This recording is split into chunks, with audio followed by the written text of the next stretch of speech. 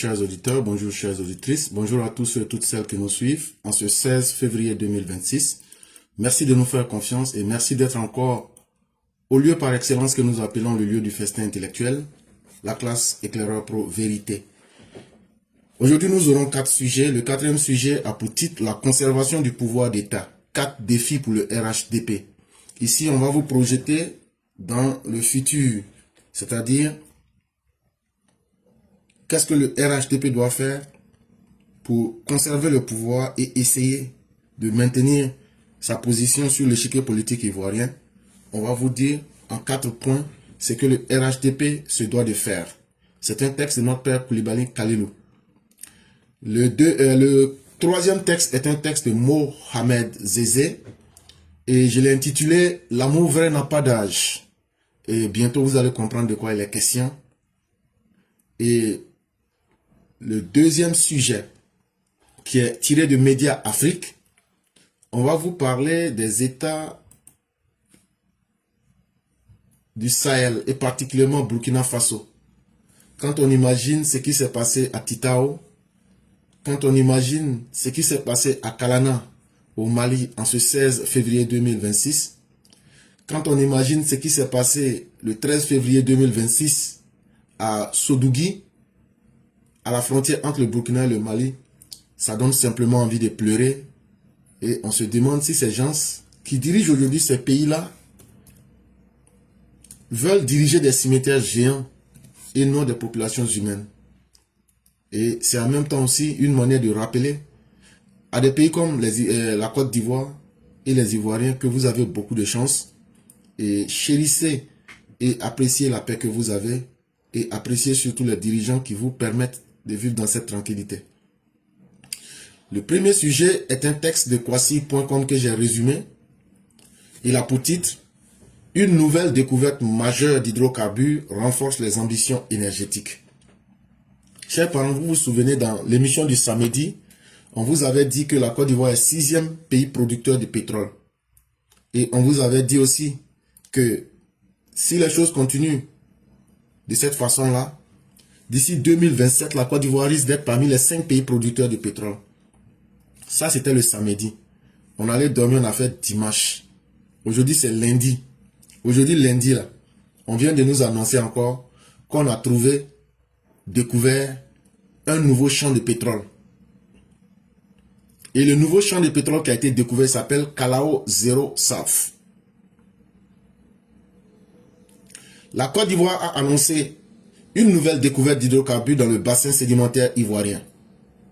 Confirmant son rôle en tant qu'acteur énergétique en Afrique de l'Ouest, la découverte a été faite par le groupe Eni, en partenariat avec Petrosi Holding, dans le bloc offshore CI 501, après le forage du puits Muren South 1X.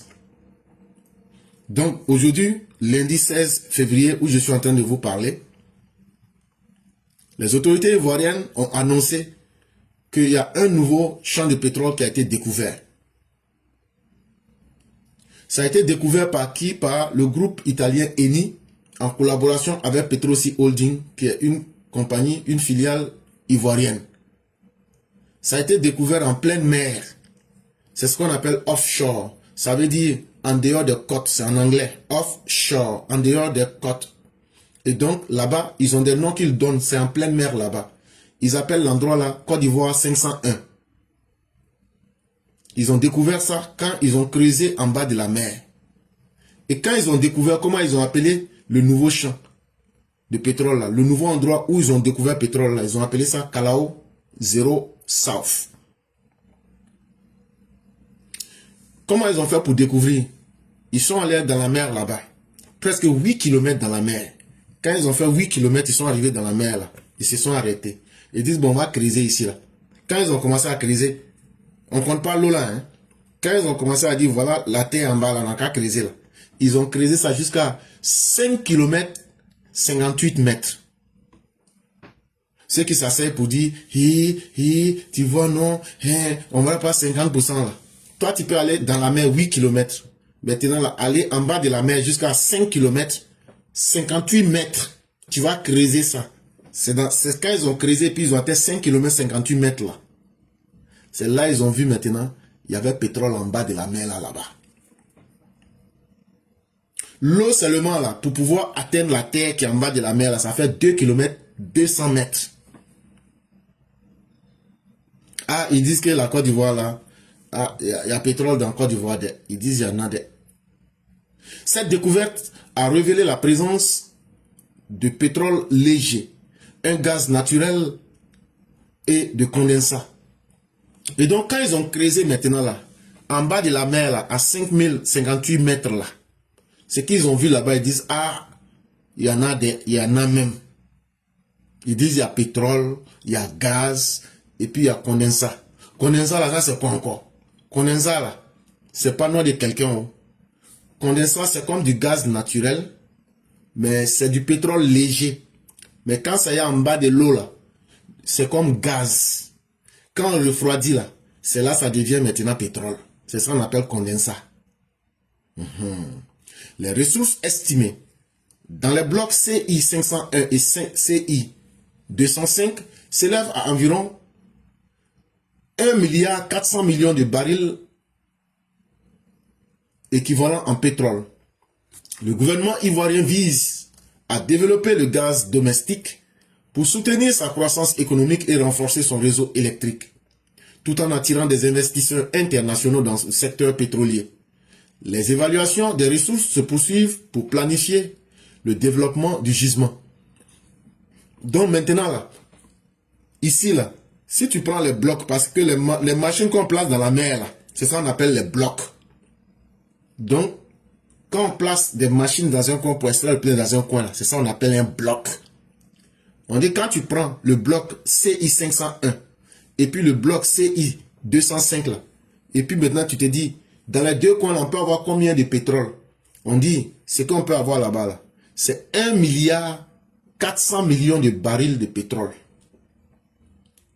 C'est beaucoup de... C'est mal beaucoup même. Et donc, si aujourd'hui le gouvernement ivoirien arrive à faire tout ça, c'est parce que eux-mêmes ils ont une volonté de diversifier l'économie ivoirienne. Ils ont pris le risque avec des partenaires. Pourquoi avant, ceux qui gouvernaient n'arrivaient pas à faire ça? Parce qu'ils n'avaient pas l'intelligence. Les babos, les bédiers, ils n'avaient pas l'intelligence, c'est tout. Et puis, même si par extraordinaire ils en avaient l'intelligence, ils ne bénéficiaient pas de la crédibilité. Les gens n'avaient pas confiance en eux. Vous n'arrivez même pas à gérer petits fonds que le FMI vous a donné pour soigner les Ivoiriens. C'est des gens qui vont vous faire confiance pour venir faire des investissements lourds. Jamais. Imaginez ce que je suis en train de vous dire. Pour découvrir le bloc Kalao 0 South, il a fallu creuser en bas de la mer 5058 mètres. Ça veut dire 5 km, 58 mètres pour découvrir ce pétrole-là. Ça fait combien d'argent? Et vous pensez que même si on dit les gens ne sont pas intelligents, ils vont venir investir dans un environnement, ils n'ont pas confiance et demain on va leur dire non, vous savez, on n'a pas pu surveiller le pays. C'est parce que d'abord il y a la paix, il y a la stabilité. Et c'est parce que les dirigeants actuels arrivent à imposer et à donner confiance. L'environnement sécuritaire, quand il n'est pas bon pour les affaires, les gens fuient. Et aujourd'hui, là, quand les autorités actuelles ont pu mettre la paix, la sécurité, le développement en place, c'est ce qui donne de la garantie de la confiance en ces personnes-là pour venir investir de fortes sommes. Et quand on découvre maintenant, on fait du partenariat. Sujet numéro 2. Tuerie au Burkina façon. Demander pardon à Binadjara, la seule solution. Chers parents, lorsqu'on regarde aujourd'hui le pays désertique et sahélien qu'on appelle le Burkina façon, ou encore Boukikro, on se demande, est-ce qu'aujourd'hui, là, contrairement aux mensonges qu'ils sont en train de dire sur la toile, est-ce que c'est pas mieux, ils n'ont qu'à demander pardon au terreau? Est-ce que c'est pas mieux que les pays de l'AES, là? Ils n'ont qu'à se mettre en genoux. Ils n'ont qu'à appeler les chefs terreau pour leur dire, nous vous demandons pardon. Parce que ce qu'on voit, c'est pas bien. Figurez-vous que le vendredi 13 février 2026, il y a un poste militaire de l'armée burkinabé qui se trouve dans la localité de Sodougui.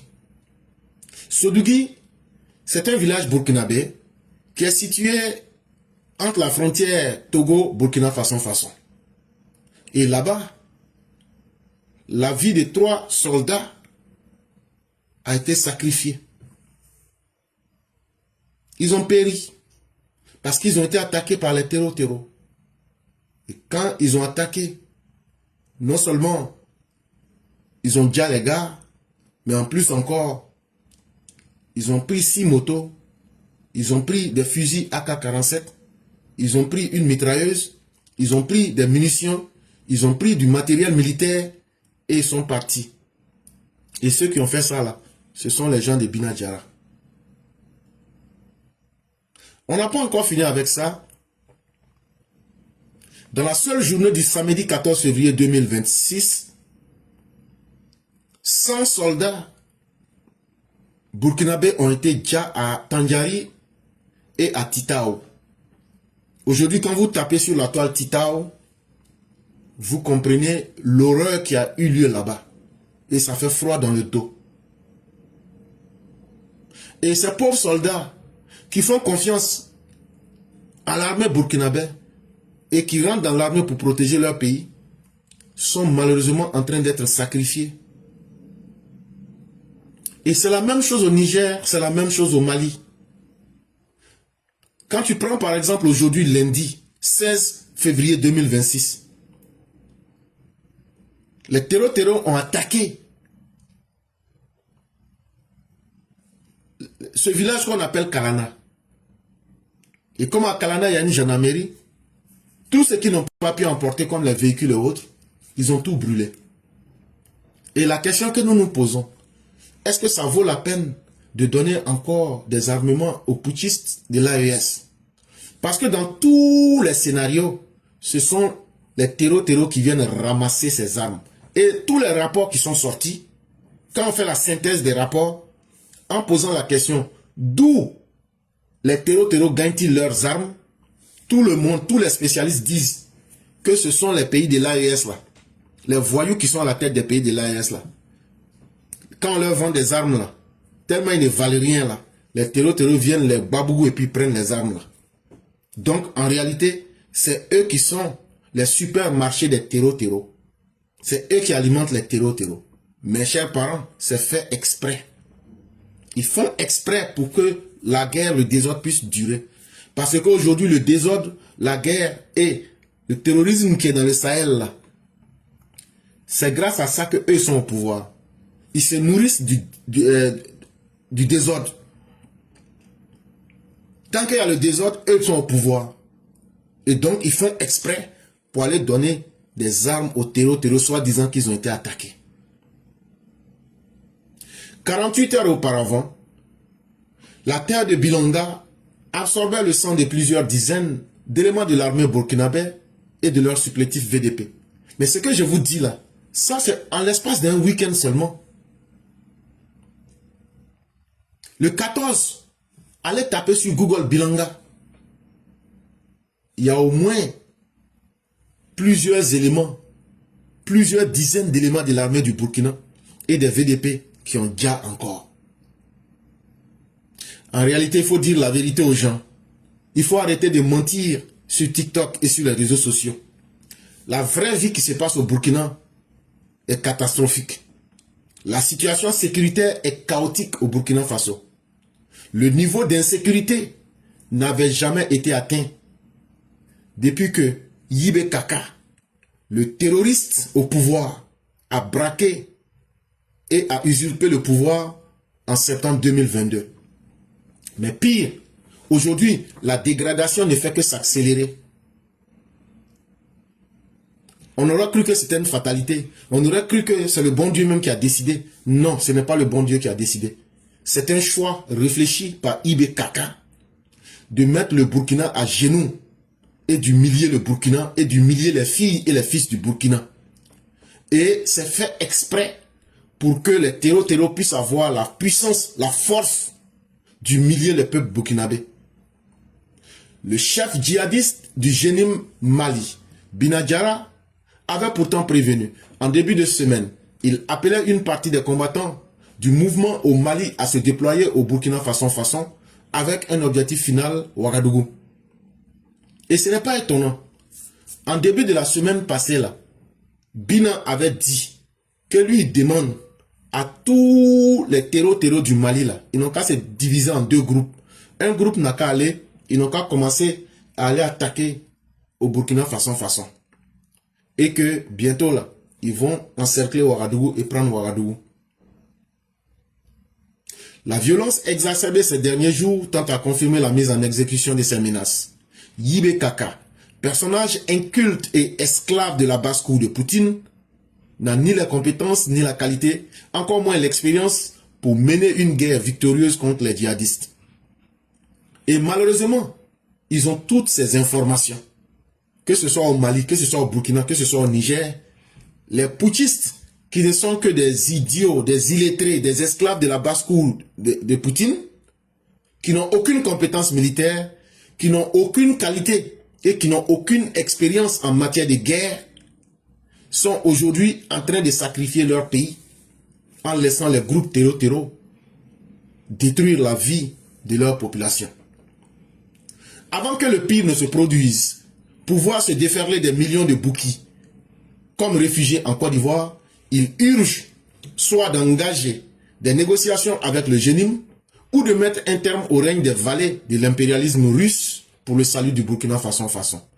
Et donc, ce que nous pouvons leur proposer, comme eux-mêmes se sont montrés incapables, il est temps maintenant que les Burkinabés et les Burkinabètes sachent la vérité.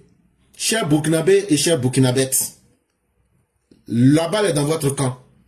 Ça là, ils vont vous dire, vous tous, il n'y a plus de choix. L'armée du Burkina ne tient plus. L'armée du Burkina était désorganisée. L'armée du Burkina, tous ceux qui étaient des vrais garçons, ont été soit chassés ou ils ont été arrêtés et torturés dans les centres, dans les villages de Ouara 2000. En ce moment, je vous parle. Et donc, en réalité, aujourd'hui, là, ce n'est que la milice de Yibé Kaka qu'on appelle les vauriens de la patrie, les VDP. C'est eux, là. Ils ne peuvent pas tenir en face. Yibé le sait. Assini le sait. Tiani le sait. Mais ils sont en train de vous mettre dans un film où ils sont en train de sacrifier vos vies. N'acceptez plus. Levez-vous et chassez ces valets locaux de la Russie. Chassez ces incompétents. Chassez ces esclaves de la basse-cour de Poutine. Chassez ces personnages incultes. Chassez ces personnes qui n'ont aucune expérience militaire. Ces personnes qui ne vous offrent que des échecs militaires. Chassez-les pour que vous puissiez reprendre votre pays, parce que vous méritez la dignité, vous méritez d'être respecté. Des gens qui vous disent, on ne va pas faire d'élection au Burkina, on ne va pas aussi accepter que le Burkinabé puisse réfléchir. Ça veut dire qu'ils vous ont retiré, à chaque citoyen burkinabé, on t'a retiré ta souveraineté. À toi le citoyen burkinabé, on t'a retiré ta dignité. À toi le citoyen burkinabé, on t'a retiré ton humanité. Ce qui est bien pour toi là, lève-toi. Fais une révolution et dis, nous ne voulons plus du valet local de l'impérialisme russe qui s'appelle Yibé Kaka. Nous ne voulons plus de quelqu'un qui est un faux militaire, un militaire vaurien, un militaire qui n'a aucune compétence que d'offrir des échecs militaires et de donner des armements aux terreaux pour pouvoir rester au pouvoir. Voilà de quoi il est question. On ne veut plus d'un faux militaire qui n'est pas capable de défendre les Burkinabés mais qui les attrape pour les mettre dans des maisons pour les torturer. On n'a plus besoin d'un valet local, on n'a plus besoin d'une poule mouillée. C'est ça aussi la vérité, chers Burkinabés. Et c'est cela aujourd'hui qu'on vous attend. Si vous êtes des spécialistes en révolution, aujourd'hui vous avez une occasion de faire une révolution pour défendre votre dignité, pour défendre votre intégrité morale et pour défendre votre intégrité humaine. Qu'est-ce que vous attendez? Maintenant, si vous êtes incapable de faire tout ça, là, maintenant, là, déculottez-vous, enlevez vos slips, mettez-vous les pieds à genoux et demandez pardon aux terreaux. Organisez une journée où vous allez tous vous mettre en genoux pour demander pardon aux terreaux pour qu'ils vous laissent en paix. Sinon, votre armée ne pourra plus tenir. Et ce que nous vous disons, c'est un avertissement. Votre armée n'existe plus et votre armée ne tiendra pas. Et donc, à bon entendeur, salut. Entre-temps, comme je le dis aujourd'hui, les terreaux sont en train de vous humilier, de vous dégrader, de faire des déplacés. Yibé Kaka, lui, prend le temps de capturer, de kidnapper les rares citoyens burkinabés qui ont encore une tête et qui réfléchissent. Voilà ce qu'il leur réserve, l'humiliation. Il les prend, il les met dans des maisons à Ouara 2000. Ils font croire aux gens que ces maisons-là sont des commissariats et ils vont les torturer dans des centres de torture. Et ça aujourd'hui, Est-ce que le Burkinabé mérite tout ça? Écoutez ici ce juge burkinabé. J'ai commencé à retrouver mes esprits. Et je me suis déshabillé. J'étais en slip. Les enquêteurs ne sont pas venus aujourd'hui. Les 5 premiers jours du procès, ils étaient présents. Je me suis déshabillé, j'ai montré les traces dans mon dos. J'ai montré le sang sur mes cuisses. J'ai dit, voici ce que j'ai vécu. Consignez ça dans vos PV. Et permettez-moi d'avoir accès à un médecin. Quand l'avocat m'a assisté, il a pris la parole une seule fois. Il a dit, je veux que mon client ait accès à un médecin. Vous voyez, à côté du fait qu'on soit magistrat, on donne des cours. Moi, j'interviens dans un seul établissement au Burkina Faso ici. Je ne vais pas donner le nom de l'établissement. Les seuls cours que je donne depuis 4 ans, 5 ans, c'est procédure pénale, c'est droit pénal général et c'est droit pénal spécial.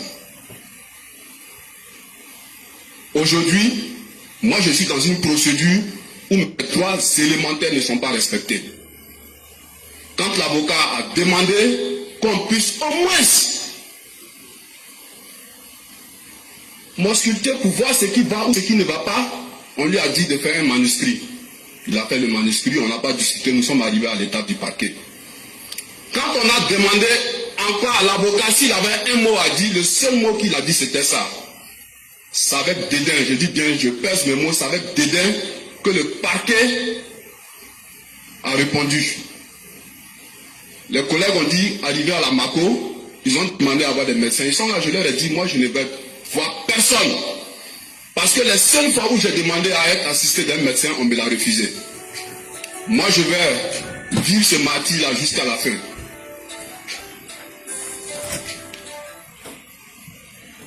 J'ai dit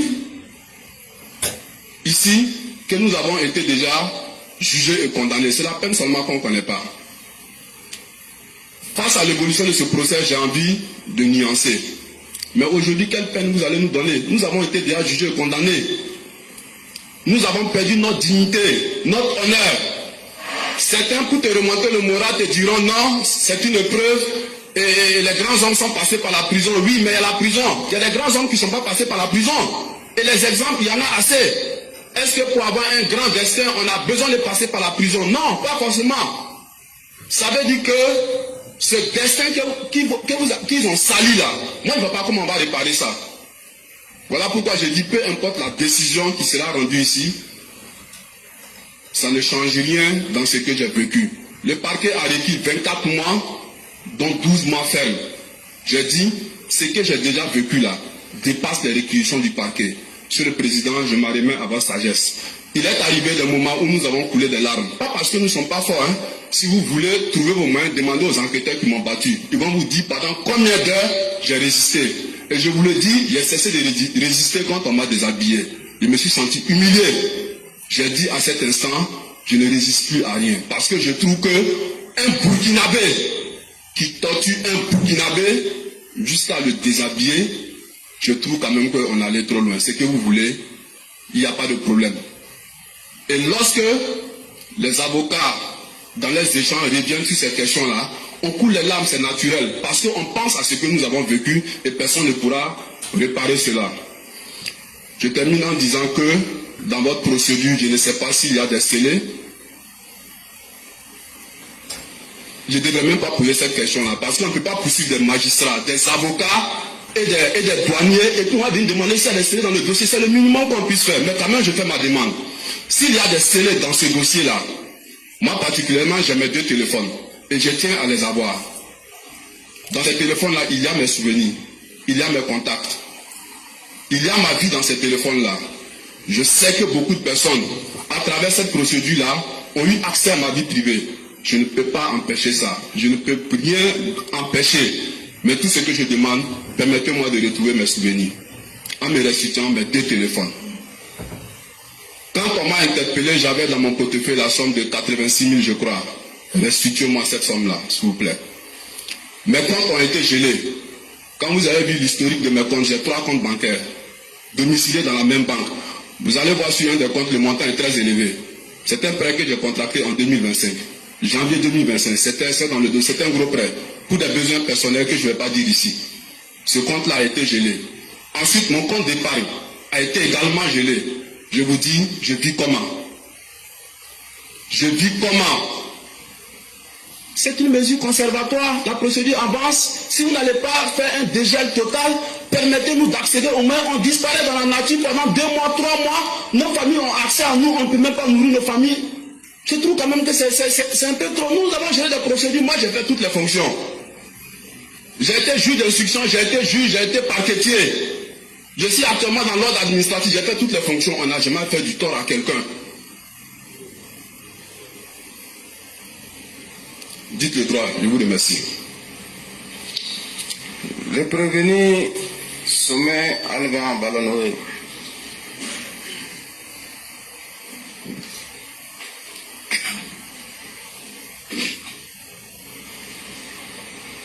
Vous avez la parole.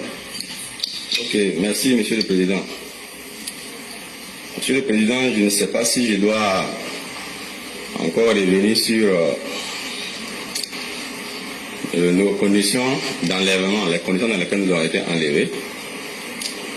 Je ne sais pas si je dois revenir là-dessus.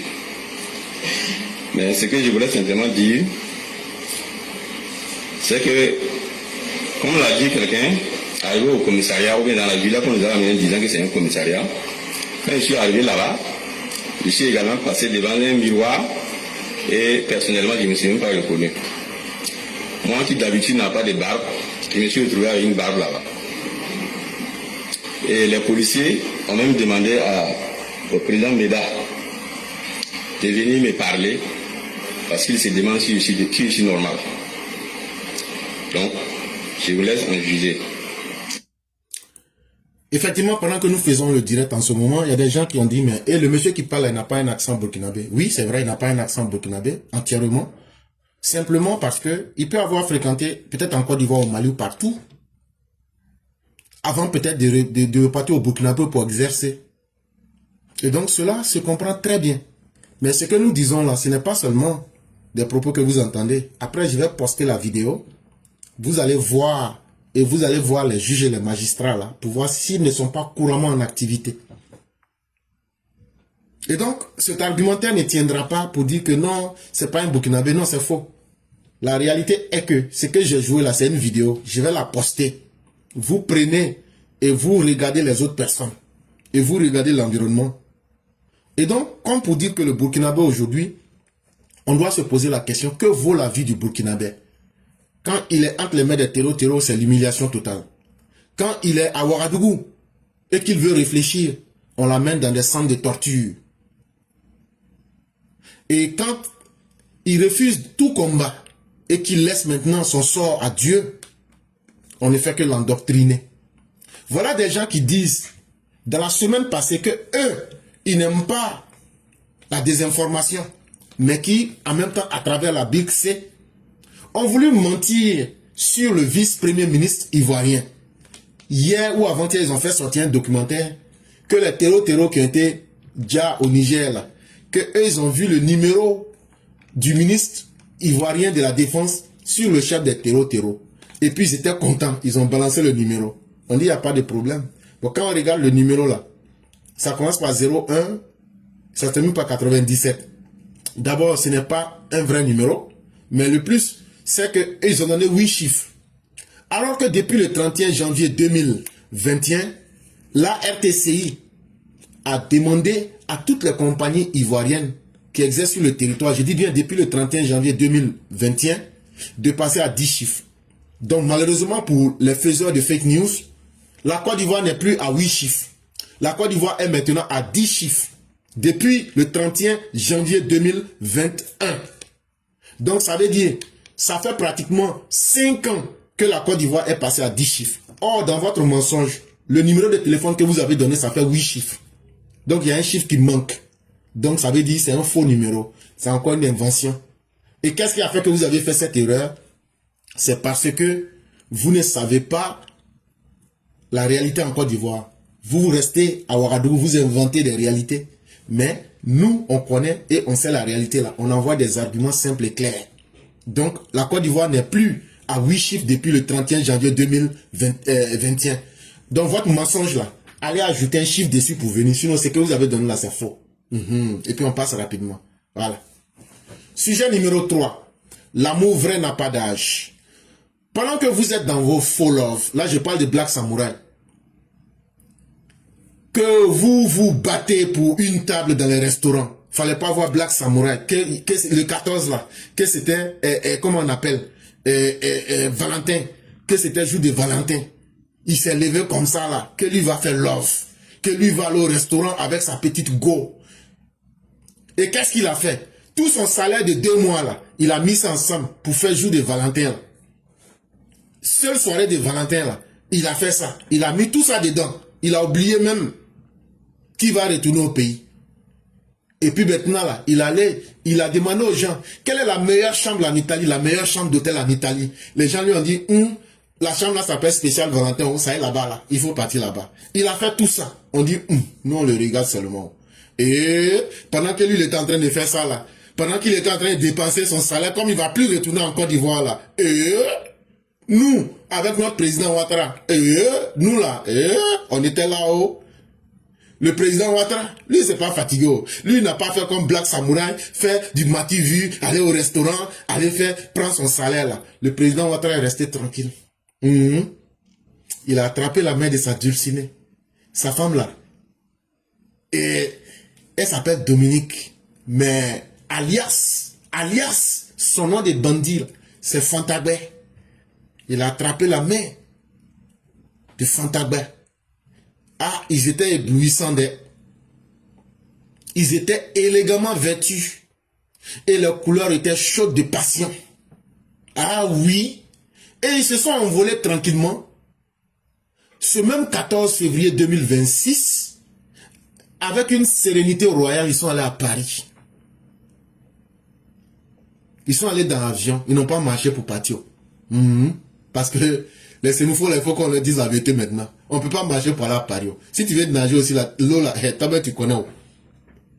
Et quand ils sont allés à Paris, là, ils sont pas allés dans n'importe quel coin. C'est Mère Blanc qui leur a donné une adresse pour dire en français, quand vous serez à Paris, allez sur les rives romantiques et envoûtantes de la Seine. Il dit, il y a coin et puis il y a coin des. Et c'est là que j'ai demandé à Maman Blanc, mais les rives romantiques et envoûtantes de la Seine là-haut, et Abidjan n'est pas mieux. Elle dit, oh ben mon fils, laisse. Abidjan, c'est le tumulte. Ce sont les embouteillages suffocants. Et faire une belle Saint-Valentin, made in Abidjan, ça ferait trop de bruit et puis surtout fait un peu chaud quand même. J'ai dit, ouais, ça c'est pas faux. Et c'est là, comme il y a des gens là, eux ils sont des papatos, ça ne finit pas là. Déjà, le père Martial là, c'est un paparazzi. Déjà, lui, il était au courant. Quand il est venu nous parler de ça la dernière fois, et puis il se plaignait là. Déjà, c'est ce qu'il a fait. Lui, hier, on l'a pas vu. Il dit, lui, il était en vengeance. Et maintenant, lui demande, mais pourquoi tu fais ça? On dit, mais faut te calmer, père Martial. On t'a jamais vu comme ça. Hier, là, vous êtes témoin. Est-ce que vous l'avez vu? Le père Martial, déjà, il était là. Il était en train de faire paparazzi. C'est qu'il se promène derrière les gens avec caméra là. C'est là, il vient me dire à l'oreille que, éclaireur, que le vieux là, que la femme, que alias Fantabé a gâté notre vieux là il y a longtemps. J'ai dit, donc le vieux là, il est gâté. Il dit, ça c'est fini.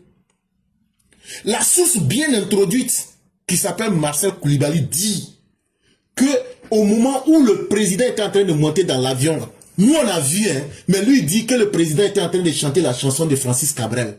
Je t'aime, et je t'aimerai. J'ai dit, c'est que nous on a perdu le vieux là. Ah oui, il m'a répondu, il dit, c'est ça, il dit, rien que ça, il dit, c'est ça, waouh. Il dit que le vieux était dans un hommage musical à son âme sœur. C'est le mot qu'il a pris pour me dire. Et puis il dit, lui, il l'a suivi dans l'avion là. J'ai dit, J'ai dit, comment toi, tu n'es pas rentré dans l'avion là, comment tu les as suivis?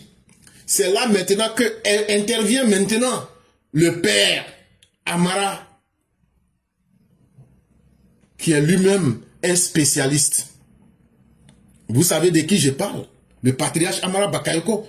C'est là le père Marshall Koulibaly me dit mais que toi tu es là, tu dors aux États-Unis, que toi tu connais pas balai. Il dit quel balai ça? Nous on prend balai pour balai. Il dit que le père Amara Koulibaly lui a donné son balai. Que lui il était assis sur le balai là, il était à 10 000 km et à 10 000 mètres d'altitude. Lui il suivait l'avion là. Et puis lui il suivait tous leurs gestes là.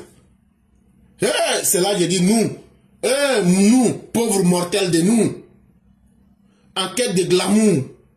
Et donc, moi, j'étais là. Mère Sali était là. Geneva était là. Black Samouraï même était étonné en Italie. Lui-même, il regarde tout son argent qu'il a détruit là. Bon, nous, là, nous, on est frustrés. Hein. Nous, on n'avait rien fait. Nous, on n'est pas romantique. Hein. C'est là, maintenant, je suis assis maintenant là. Comme c'est gâté pour nous tous là. Donc, maintenant, là, nous, on va se moquer des autres. C'est là que j'ai dit à Black Samouraï, frère, pauvre de nous mortels, en quête de glamour. Je me moquais de Black Samouraï parce que lui, il a dépensé son argent. Moi, je n'ai rien dépensé. Donc, moi et puis Mère Sali avec Genève, nous, on n'a rien dépensé. Donc, maintenant, nous, on se moque maintenant de lui. On dit, pauvre mortel, tu es en train de chercher amour, glamour, tu es coincé. Et puis, vous qui êtes resté à Abidjan, des billetteries à Marcoran passant par la zone 4, vous êtes allé dépenser votre argent dans un bouquet de fleurs. Nous, on n'a rien payé. Donc, nous, on n'a rien perdu. Nous, on vous a regardé dedans. Vos bouquets de fleurs là, ça fanait, non? Parce qu'il fait chaud à Abidjan là-bas. Il fait très froid en Italie. Donc, au fond, j'étais content. Hein, parce que quand tu vois quelqu'un qui voulait faire quelque chose et puis il n'a pas réussi là. Parce que nous, dans notre village là, nous, on est sorciers. Donc là, quand ils ont échoué là, nous, on était contents. Donc là, leurs fleurs là, ont fané. Et tout ce qu'ils ont fait là. Black Samouraï, même son compte bancaire est en soins intensifs actuellement. Son compte bancaire, ils ont mis, quand tu vas aux soins intensifs là, les tuyaux qu'on branche et puis tu attends, actuellement son compte bancaire est dans ça. Je lui avais dit, ok, Valentin là, ça marche pas avec tout le monde. C'est un Valentin là, c'est pas, ça sort pas avec tout le monde. J'étais, non, quand je dis, il faut laisser, ma mère a sorti, ma mère n'a qu'à sortir. Ta mère qui est sortie aujourd'hui là, ton compte bancaire, même si tu appelles Amiral Olivier, il peut pas te sauver. Dans les promesses que tu as fait là, que non, que tu as plus oublié ta dulcinée là. Bon, aujourd'hui là, il n'y a pas l'argent, vous allez faire comment maintenant? Vous êtes revenu à la routine comme nous. Nous, on est comme les habitants de l'AES. Nous, on n'aime pas le bonheur. Et on ne veut pas aussi voir quelqu'un dans le bonheur. Donc maintenant là, vous qui avez payé fleur, vous qui avez pris avion, bon là, je ne parle pas du vieux. Vous qui êtes les paparazzi, vous qui avez donné balai là, est-ce qu'aujourd'hui là, vous et puis nous, là, n'est pas la même chose aujourd'hui? Vous avez fait tout ça là. Aujourd'hui, nous qui sommes là, nous qui ne sommes pas romantiques là, est-ce que vous et nous, on n'est pas la même chose aujourd'hui? En tout cas, on est la même chose. Parce que la vie a repris ses droits. Donc, je vous demande, le patriarche Amara Bakayoko, tout ça pour ça. Tout ça pour ça. Je vais vous dire aujourd'hui les bé, comme de la manière Kadhafi a dit les bé. En tout cas, si c'était pour avoir, si Black Samouraï, tu voulais avoir une histoire sur Instagram pour récolter 3 likes, en tout cas, tu n'as même pas eu 10 000 likes. Donc, en ce moment-là, nous-mêmes qui n'avons même pas cherché like là, est-ce qu'on n'est pas devenu même chose? Parce que nous, on a compris quelque chose que vous n'avez pas compris. Nous là, nous, on est les vrais amoureux. Nous là, notre amour là, nous, on ne parle pas beaucoup. Nous, on ne prend pas calendrier pour dire 14 février, on va fêter amour. Nous, on ne prend pas amour là pour faire business. Nous, on ne prend pas amour là pour aller donner l'argent aux restaurateurs opportunistes. Nous là, notre amour là, c'est tous les jours. Et donc, vous voyez la différence entre vous et nous, non? Black, tu vois, non? Donc, il faut venir là, je vais t'enseigner, quoi. Je vais te montrer aussi. C'est comme ça. Donc là, les Koyarek que tu allais voir là, les Amara Bakayoko, les Sénoufos que tu allais voir là, ils t'ont mis dans le vent. Tu te souviens pas de mon oncle Louga François? Avec Tchana Moana. Faut venir, je vais changer ta vie. Fais-moi confiance. Faut pas suivre les autres là. C'est bon, il faut suivre. Et donc le 14 février s'est passé de la plus belle des manières. Et le président Alassane Ouattara nous a montré encore que l'amour vrai, c'est un amour qui ne flétrit pas. C'est un amour qui se célèbre chaque jour. Et nous disons merci au président Ouattara. Il célèbre tellement sa femme. Il honore tellement sa femme. Il honore tellement que ça donne envie même de se marier. Que ça donne envie de vieillir avec la personne. Et qu'est-ce qu'il faut retenir? Il faut retenir que tant que vous aurez la chance de vivre avec la personne que vous aimez, soyez vrai et soyez amoureux, sans limite. Parce que l'excès d'amour n'a jamais nuit à quelqu'un. Vivez votre amour tous les jours. Ne faites pas comme Black Samouraï pour attendre 14 février. Lui tombe amoureux une seule fois dans l'année. On dirait un pigeon. D'après les Maliens, caille. Avec ça, c'est pour se promener pour dire « Je suis romantique. Je suis romantique. » Mais est-ce que quand il regarde le président Ouattara là, est-ce que le mot romantique même là ne tombe pas dans le coma? Et donc c'était une manière, c'était une parodie pour faire un peu rire les gens. Et vraiment merci à tous ceux et toutes celles qui ont aimé. Et là c'était notre petite contribution pour dire qu'il n'y a pas de malheur à aimer. Si vous aimez une personne, mariez-vous, vivez ensemble et vivez votre vie. Il n'y a rien qui soit plus beau que l'amour. Et ça ne doit pas seulement être un jour, même s'il y a un jour qui est défini. Mais c'est tous les jours qu'il faut le faire. Et l'amour n'a pas besoin de grands mots, mais de soulever des montagnes. L'amour n'a besoin que de la présence, de la compréhension. Et vraiment, merci au président Ouattara qui nous donne une bonne opportunité d'apprécier et de nous montrer comment un homme peut valoriser sa femme à la tête du pouvoir pour donner des grandes leçons. C'est encore très important. On va terminer avec le sujet numéro 4. La conservation du pouvoir d'État. 4 défis pour le RHDP. Vous voyez notre RHDP qu'on a là. On a pris le pouvoir, on a gagné, non? On a bien travaillé, non? Tout ça, c'est bien. Mais ça ne veut pas dire que tous nos problèmes sont finis. Hein? Il y a 4 défis, il y a 4 challenges. Il faut qu'on relève ça. Si on n'arrive pas à relever ces 4 défis-là, vraiment, ça ne sera pas trop bien pour nous. C'est que le président Ouattara craignait quand il était à Katiola en 2015. Et puis il a parlé de l'avenir des grands partis en Afrique qui disparaissent après les leaders là. C'est ça qui va nous arriver. On n'est pas encore allé loin, hein, mais si on se dit ça maintenant là, que ça reste dans les têtes, comme ça on ne va pas oublier. Les travaux de Maurice Duverger sur l'organisation des partis politiques montrent que leur solidité tient avant tout à leur cohésion interne et à la conviction commune de leur capacité à gouverner. Un parti qui aspire à s'inscrire dans la durée ne peut tolérer que le doute s'installe au cœur de sa propre légitimité. Et donc lorsque vous voyez les grands partis politiques, comme disait Maurice Duverger, ce qui fait qu'un parti devient un grand parti, et un parti devient un parti fort, et un parti qui peut diriger pendant très longtemps, c'est l'entente entre les membres de ce même parti-là. Dans tous les partis politiques du monde, là, tu vas trouver, sur des questions, Black et moi, on ne va pas s'entendre. Sur d'autres questions, Mère Salé et moi, on ne va pas s'entendre. Sur d'autres questions, Bibi et moi, on ne va pas s'entendre. Sur d'autres questions, Mère Blanc et moi, on ne va pas s'entendre. Mais ça ne veut pas dire qu'on est opposé. On est dans le même RHDP là. Et donc là, cette diversité de pensées, cette multitude de pensées là, ne doit pas être un problème pour détruire la cohésion interne. Parce que si on est unis là, c'est ce qui nous donne la foi, la croyance, ce qu'on appelle en politique la conviction d'aller et d'être capable de gouverner. Et le rôle de tout parti politique, c'est de rester le plus longtemps possible dans la scène ou même à la tête du pouvoir pour essayer de mettre au maximum possible l'idéologie que ce parti a en marche pour faire le bonheur de son peuple. La continuité au pouvoir ne dépend pas seulement des élections, mais d'une organisation forte et d'une confiance collective dans un projet crédible porté par une réelle capacité à gouverner dans le temps.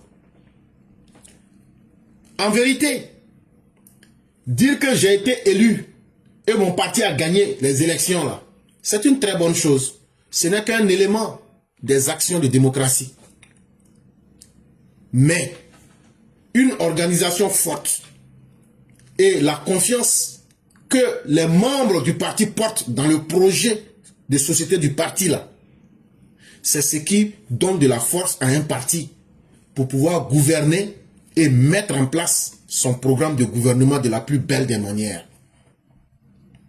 Lorsque l'alternance est perçue comme inévitable et vécue dans le doute, le parti commence à se fragiliser avant même qu'il ne survienne.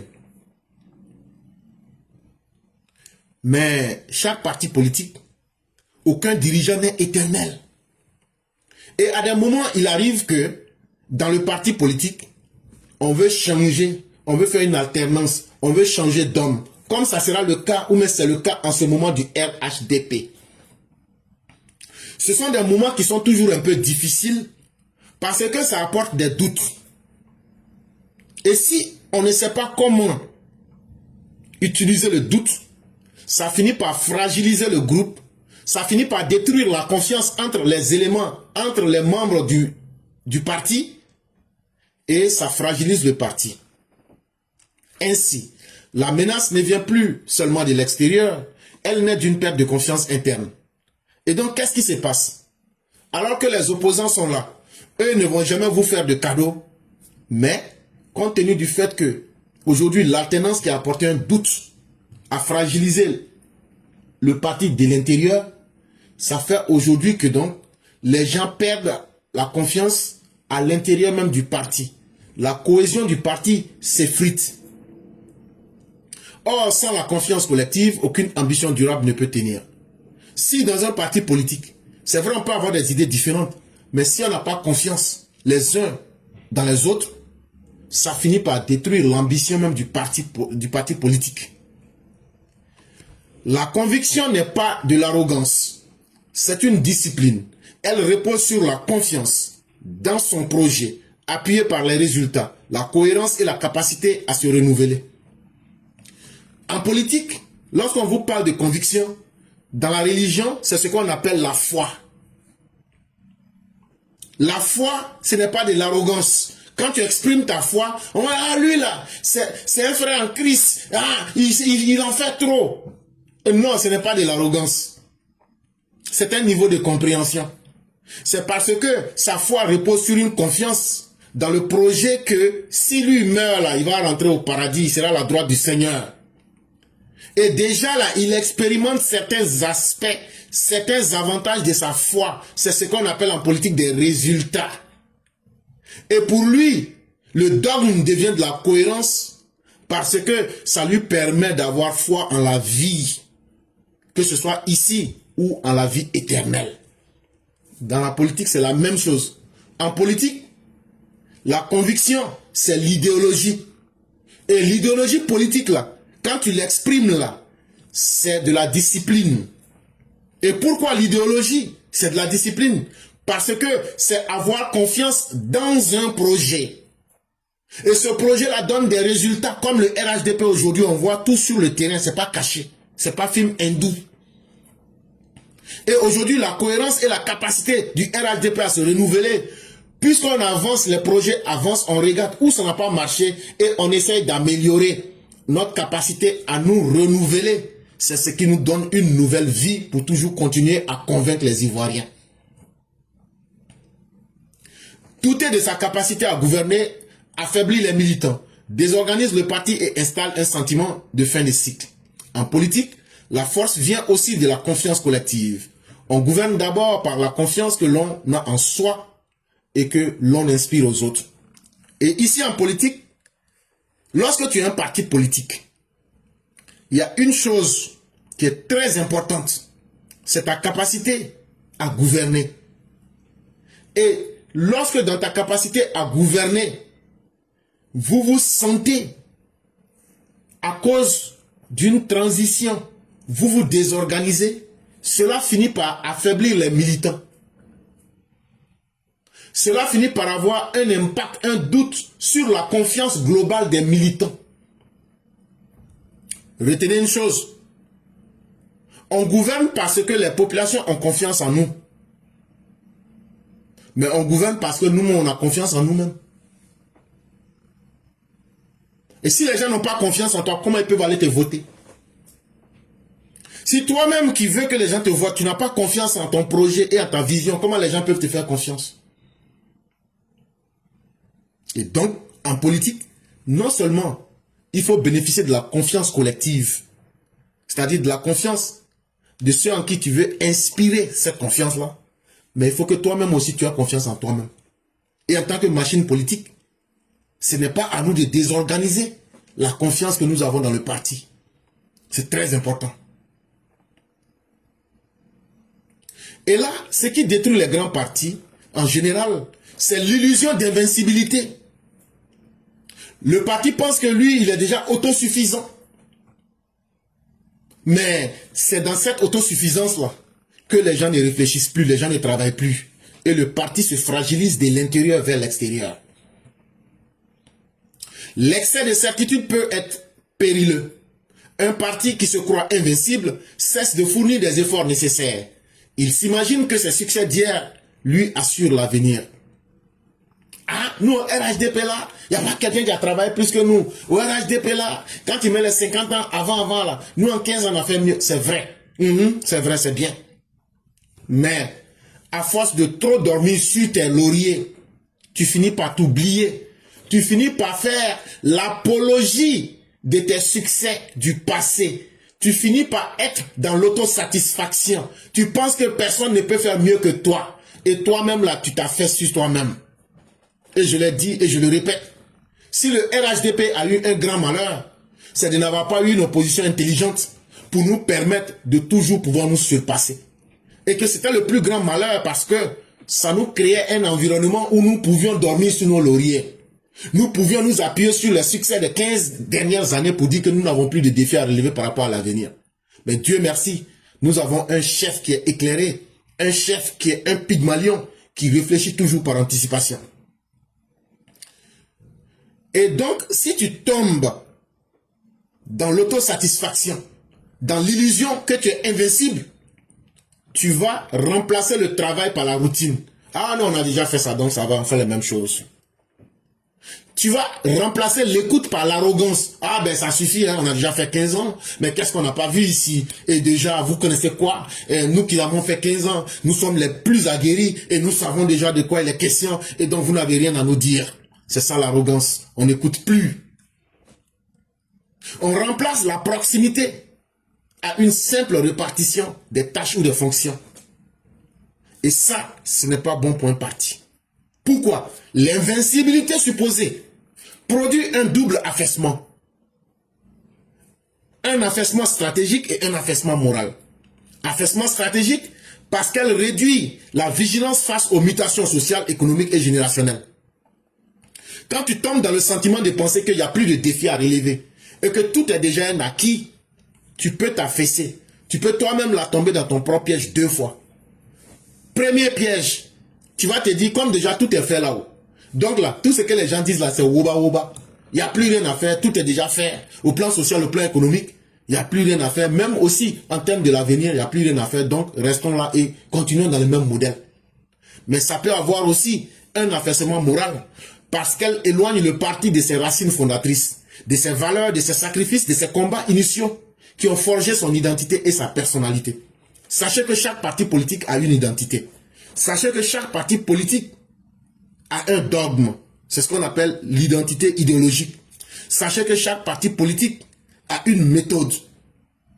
C'est ce qu'on va appeler par exemple le nom qu'on donne à ce parti, socialiste, démocratique ou etc.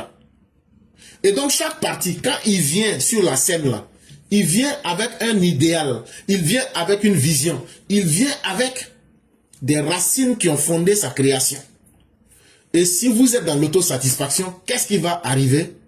Vous allez vous éloigner de vos propres valeurs. Vous allez vous éloigner de votre propre histoire. Des éléments qui ont fait que vous êtes venu en politique, vous allez vous éloigner de cela.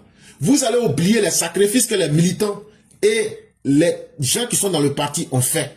Vous allez oublier l'histoire des combats qui ont été menés pour que votre parti ait une identité. Et ça, c'est ce qui fonde les partis. Un parti durable est celui qui puise dans sa mémoire une véritable source d'énergie. Oublier ses racines, c'est prendre le risque de perdre le sens de sa mission et de son utilité historique. Lorsqu'il néglige sa base, ses militants et ses territoires, le parti se coupe progressivement du corps social. La fragilité ne vient alors pas d'abord de l'opposition, mais de l'autosatisfaction, et c'est ainsi que s'installe le doute.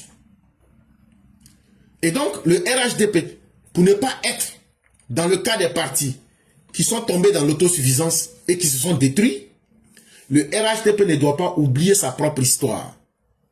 Le RHDP doit tenir compte du sens de sa mission et de son utilité historique en Côte d'Ivoire, en ne négligeant pas les militants.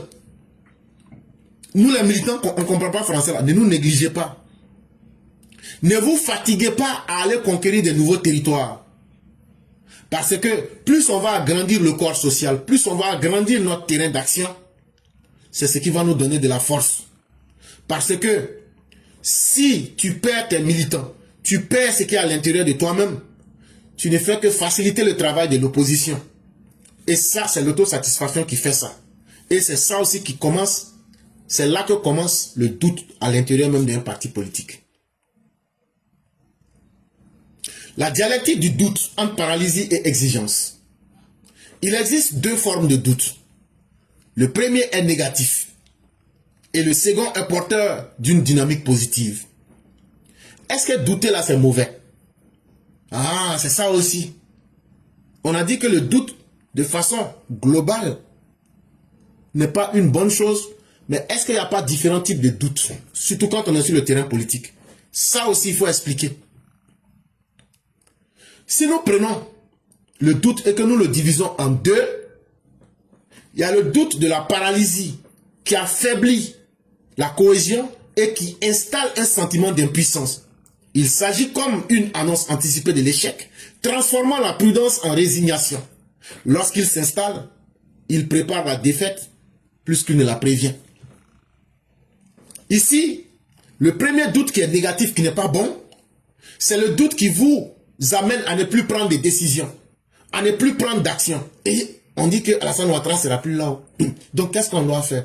Ah, faut pas on va faire quelque chose de, on n'a qu'à laisser ça comme ça, sinon les opposants vont parler de, et si on fait ça là, si on choisit telle personne là, ah, les gens vont dire que ce n'est pas bien, hein? Ah, si on fait ça là, est-ce que ça sera pas, les gens vont pas mal percevoir ça? Qu'est-ce qui va se passer? Il faut qu'on soit prudent, hein? Et donc tellement on sera prudent là, tellement on doute là, faut pas on va faire quelque chose, on n'a qu'à laisser les choses comme ça. Ça là, c'est ce qu'on appelle de la paralysie par la prudence qui devient de la résignation. Et lorsque toi-même tu n'es plus capable de prendre des décisions parce que tu as peur, le doute qui est dans ta tête là te fait poser 1001 questions et toi-même tu te dis donc attends je vais être prudent, tu es en train de préparer ton échec par anticipation. Aussi simple que cela. Et ce doute là il est très dangereux et il est mauvais. Parce que ça vient montrer ton impuissance. Ça vient montrer que tu n'es plus en capacité. Par contre, le second doute est une dynamique positive. Il ne conteste pas la capacité à gouverner, mais souligne qu'aucun parti n'est éternel par essence. Il invite à la remise en question, à l'amélioration continue et à l'innovation. Ce doute constructif nourrit la vigilance, prévient l'immobilisme et entretient une culture de performance ainsi qu'une proximité constante avec la réalité. Le deuxième doute qui est un doute bénéfique, qui est un doute positif, qui est dans une dynamique de positivité, ce doute-là vous dit, ah, RDP là, on a beaucoup fait des, ah, c'est bien, ah, Alassane Ouattara ne sera plus là-haut, ah, ça aussi c'est vrai, hein. Ah, comment on va faire maintenant? Ah, attends, hein, c'est pas mieux? On va chercher à améliorer ce qui est là. C'est pas mieux, nous-mêmes on va aller vers les populations pour montrer ce qu'on est capable de faire. C'est pas mieux, on va être vigilant et écouter les populations et leur dire qu'est-ce qui est bien pour nous. C'est pas mieux de quitter dans notre immobilisme. C'est pas mieux de quitter et d'imposer la culture de la performance pour dire voilà ce que tu as fait, voilà ça. Juger les gens en fonction de leur performance. Juger les gens en fonction de leur rapport de proximité à la réalité. La réalité, si ce sont les populations. Si nous nous inscrivons dans ce doute dynamique, positif, que nous nous disons, on a travaillé, c'est bien, mais on peut faire encore mieux. On peut encore donner des résultats qui vont impressionner les Ivoiriens. Vous allez voir que les Ivoiriens qui vont bénéficier là, vont changer de mentalité. Parce qu'on se sera rapproché d'eux avec des résultats, avec une culture de performance qui a amélioré leur quotidien, qui a réinventé leur vie à travers l'innovation. Et ça, c'est comme ça que les grands partis politiques arrivent à se maintenir parce qu'ils se posent toujours des questions. Et que doit donc faire le RHDP? C'est aussi la question qu'on va se poser. Pour le RHDP, la ligne de conduite devrait s'inscrire dans cette tension féconde. Assumer pleinement sa vocation à gouverner longtemps tout en cultivant une vigilance permanente. Pour le RHDP, ce n'est pas aussi difficile qu'on le croirait. Le RHDP est déjà dans une bonne dynamique. Tout ce que le RHDP doit faire, c'est de continuer à gouverner pleinement en cultivant la vigilance et en se posant toujours des questions. Qu'est-ce que nous n'avons pas fait qui ne nous satisfait pas et qui ne satisfait pas les Ivoiriens? Et qu'est-ce que nous pouvons faire pour toujours continuer à satisfaire davantage les Ivoiriens? Tant que nous serons dans cette dynamique, que nous nous posons des questions, que nous doutons de ce que nous faisons, en disant nous pouvons faire mieux, c'est ça qui va nous permettre de rester là pendant longtemps. Et ça implique 4 facteurs. 1. Renforcer la cohésion interne en évitant les fractures symboliques et les rivalités destructrices. Il y a des choses qui se passent au RHDP qui ne sont pas bien. Ah, Adama Bittongo, on dit qu'ils l'ont kidnappé. C'est pas bon. C'est un journal du RHDP qui a fait ça. C'est fait exprès pour diviser les militants. Vous pensez qu'on est bête? Vous pensez qu'on n'a pas compris? Vous voulez détruire la cohésion interne du RHDP? Vous voulez créer des rivalités, des destructions dans le RHDP? Alors là, le RHDP en tant que parti politique doit mettre fin à cela. Si on ne peut pas renforcer la cohésion en interne, c'est que nous ouvrons la voie à l'opposition. Et si nous ouvrons la voie à l'opposition, nous nous sacrifions. Et ça, il faut l'arrêter. Ça peut paraître anodin, mais je le dis et je persiste et j'insiste. Il faut que de tels agissements, ce soit la première et la dernière fois. Même les opposants politiques ne sont pas kidnappés en Côte d'Ivoire. Cette information n'est pas venue de l'opposition. Et il est temps qu'on y mette fin. Tout le monde est libre en Côte d'Ivoire d'avoir des ambitions. Tout le monde est libre d'être un citoyen libre. Mais ne fragilisons pas le parti politique de l'intérieur. Il faudra que le RHDP relève ce défi. 2. Il faudra que le RHDP valorise la mémoire et les fondamentaux idéologiques afin que la croissance organisationnelle ne dilue pas l'identité et la fierté d'appartenance. Nous, les gens du RDR, que vous nous voyez en cacar, sachez que nous là, nous sommes la mémoire et nous sommes l'identité idéologique du parti. Votre RDR, RHDP là, regardez les choses et dites-vous la vérité. Valorisez les militants. Valorisez ceux qui ont combattu. Valorisez l'identité et la fierté des militants qui disent « Nous, on est RDR ». On est RDR parce que nous sommes la colonne vertébrale du RHDP. On est RDR parce que c'est par nous que ça a commencé. Si tu n'es pas fier de d'où tu viens, tu ne seras jamais quelqu'un. Et donc là, il faut valoriser la mémoire. Il faut valoriser l'idéologie de notre organisation en valorisant ceux qui ont été les pionniers. En valorisant le militant. C'est vrai, les autres vont venir s'ajouter, mais ne valorisez pas les tomonants plus que vos militants. Le RHDP doit relever ce défi. Le troisième défi que le RHDP doit relever, maintenir une culture du travail et du résultat. C'est la seule véritable source de légitimité durable. Quand on est un parti politique là, à la fin de la journée là, le peuple ne se pose pas beaucoup de questions. Est-ce qu'il y a eu Kabato sur ma table? Est-ce que j'ai mon foutou? Est-ce que j'ai eu ma sauce tchétchara? Est-ce que j'ai eu mon foufou? Est-ce que mon zégré là, j'ai bien mangé? Est-ce que mon enfant il est allé à l'école? Est-ce que ma femme a bien accouché? Est-ce que je vis en paix? Voilà ce dont le peuple a besoin. On n'a pas besoin de beaucoup, mais on ne va pas aussi s'amuser avec le peu qu'on a. Est-ce que j'ai goudron? Est-ce que ma région a le développement? Donc, le devoir de résultat, comme disait Bentham. Ici, un parti politique doit s'inscrire dans l'utilitarisme. Doit s'inscrire en jugeant les faits par l'utilité qu'il procure. On ne doit pas écouter réconciliation. Si on ne se réconcilie pas là, et le pays va tomber. On s'en fout que le pays parte en enfer. Si votre réconciliation doit nous permettre de patiner pour vous donner un temps, pour que vous veniez encore à nous planter le couteau en 2030, on chie sur votre réconciliation de merde.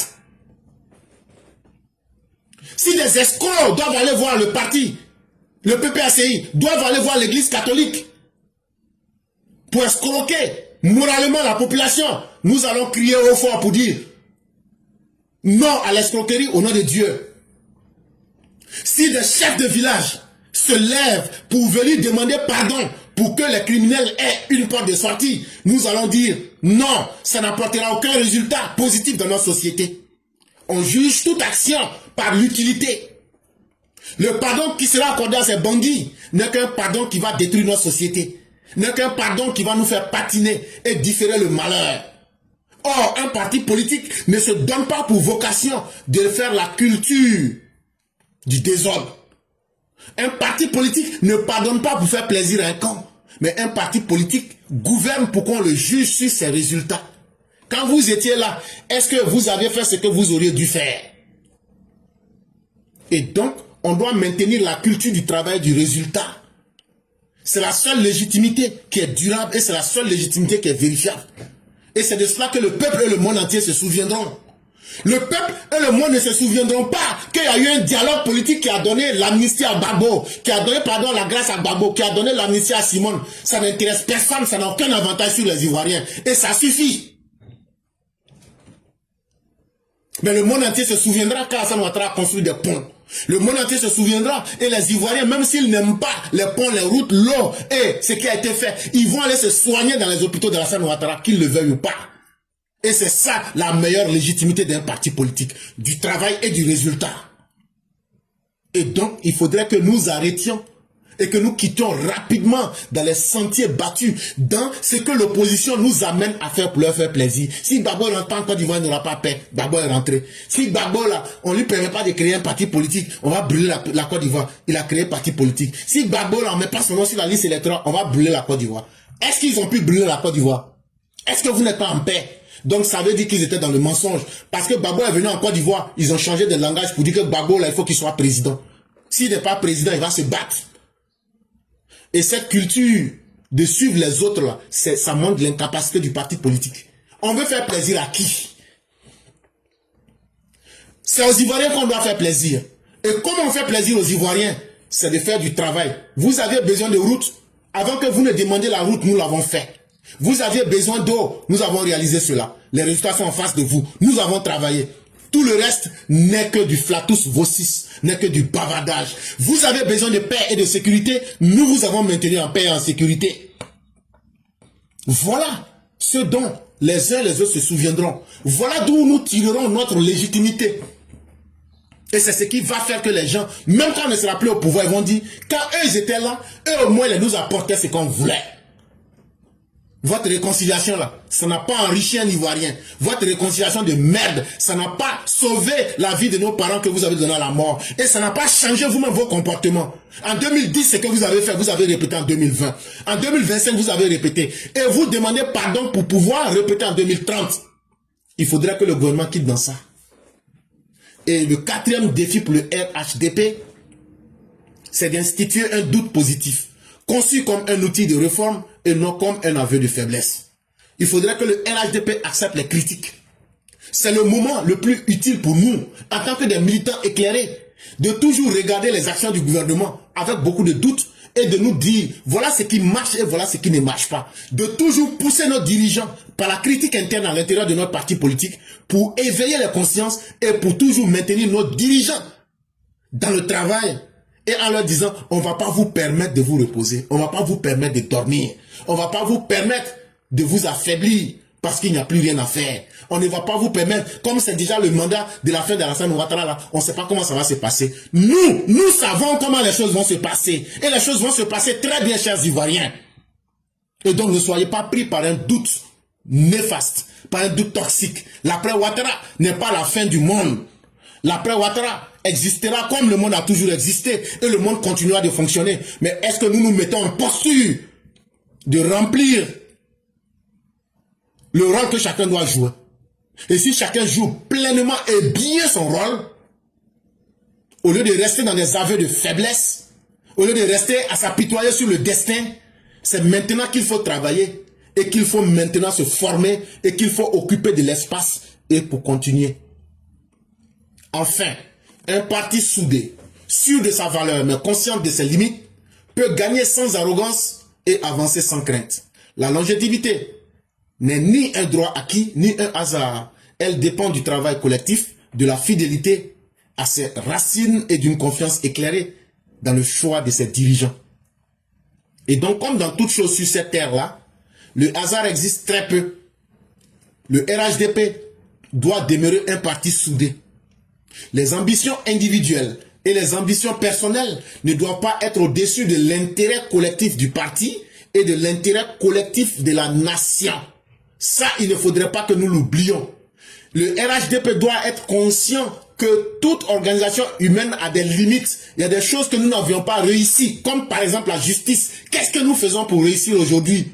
Est-ce que c'est ce que les autres diront qui doit nous intéresser? Ou bien c'est ce que nous faisons pour les Ivoiriens, pour que les Ivoiriens nous jugent qui doit nous intéresser? Agir en conformité avec ce qui devrait être n'est pas de l'arrogance. Quand quelqu'un exprime sa foi, toi qui as peu de foi, tu vas penser qu'il est arrogant. C'est que nous avons, on vous a donné le pouvoir public, on vous a donné la force publique. Faites ce que le droit vous demande. Faites les choses selon qu'elles devraient être. Sans crainte. Et attendez-vous, que vous fassiez ou que vous ne fassiez pas, vous serez jugé. Et donc pourquoi ne pas bien faire? Pourquoi ne pas faire la justice? Et pourquoi ne pas instaurer la culture de la redevabilité? Les gens diront que vous faites de l'arrogance, que vous faites de l'excès. Mais à la fin de la journée, la majorité des Ivoiriens vous appréciera pour le sens de la justice. C'est ce qui vous donnera de la longévité. Parce que la longévité au pouvoir n'est pas un droit qui est acquis. Ce n'est pas aussi un hasard. C'est une méthode. Ça dépend du travail et du travail collectif, de la fidélité. En étant fidèle à nous-mêmes, le RDA a commencé comment pour devenir aujourd'hui RHDP? Est-ce qu'on met nos militants? Est-ce qu'on valorise nos militants? Est-ce qu'aujourd'hui, on fait des journées pour informer nos militants d'où nous venons? Est-ce qu'aujourd'hui, on nous dit voilà d'où nous venons, la souffrance, c'est que vous avez vu? Est-ce qu'aujourd'hui, les jeunes militants, nous les formons, nous leur disons la vraie vérité, la vraie histoire de la Côte d'Ivoire? Si nous ne faisons pas cela, nous n'allons pas leur inculquer la confiance éclairée dans le choix des dirigeants de l'avenir. Ils vont penser que ceux qui n'ont pas connu les escadrons de la mort, ceux qui n'ont pas connu les viols, ceux qui n'ont pas connu les charniers, ceux qui n'ont pas connu l'assassinat de Gueye Robert, ceux qui n'ont pas connu le 19 septembre 2002, ceux qui n'ont pas connu Laurent Gbagbo, vous diront, mais nous, quand nous sommes nés en 90, tout allait au mieux. Donc, de quoi est-ce que vous nous parlez? Comme de la manière dont on a dit à nos parents, mais votre histoire d'indépendance là, nous on n'était pas là-bas. Donc là, vous vous êtes collés au fouet là, nous on s'en fout de fouet. Aujourd'hui, ce que nous on voit là, c'est Gbagbo. Gbagbo là, nous on pense qu'il est bien. Et donc là, on va le suivre pour voir ce qu'il peut apporter.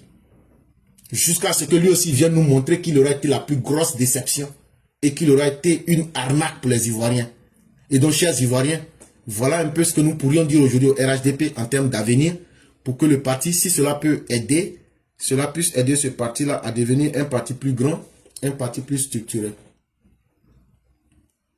Je dis merci à tous ceux qui nous ont suivis, merci à tous ceux qui nous font confiance, merci de nous avoir donné le temps. Aujourd'hui, nous allons écouter l'édito de Mère Blanc et après cela, ceux qui voudraient la parole, si vous le voulez déjà par écrit, vous pouvez déjà vous signaler. Là, quand c'est comme ça nous fait gagner rapidement en temps et on va pouvoir continuer le direct sans attendre. Bonjour éclaireur pro-vérité, bonjour à tous mes condisciples de la grande classe éclaireur pro-vérité. Eh oui, tout vient à point à qui sait attendre. Et Ouattara est de ceux-là. Tout acte d'usurpation est voué à l'échec. Il en est de même pour l'usurpation de la noblesse. Et oui, ne se proclame pas prince qui le veut. N'est pas capable de diriger une nation qui le veut. Nous en avons connu ces usurpateurs du pouvoir. mais ils sont tous devenus ridicules après s'être fourvoyés eux-mêmes. L'histoire nous apprend que la vérité n'est pas camarade de quelqu'un, tant elle démasque le menteur, le manipulateur. C'est une question de temps, simplement. Si le mensonge prend racine dans l'aléatoire, la vérité, quant à elle, est l'émanation du bon Dieu, en tout lieu et en tout temps. Regardez la vie du président Ouattara. Elle est émaillée de guet-apens, de coups bas, de mensonges de ses opposants. Mais le prince de Ouattara, le prince de la limpide lignée de Kong, a toujours pris le dessus. Parce qu'il est demeuré vrai et pieux.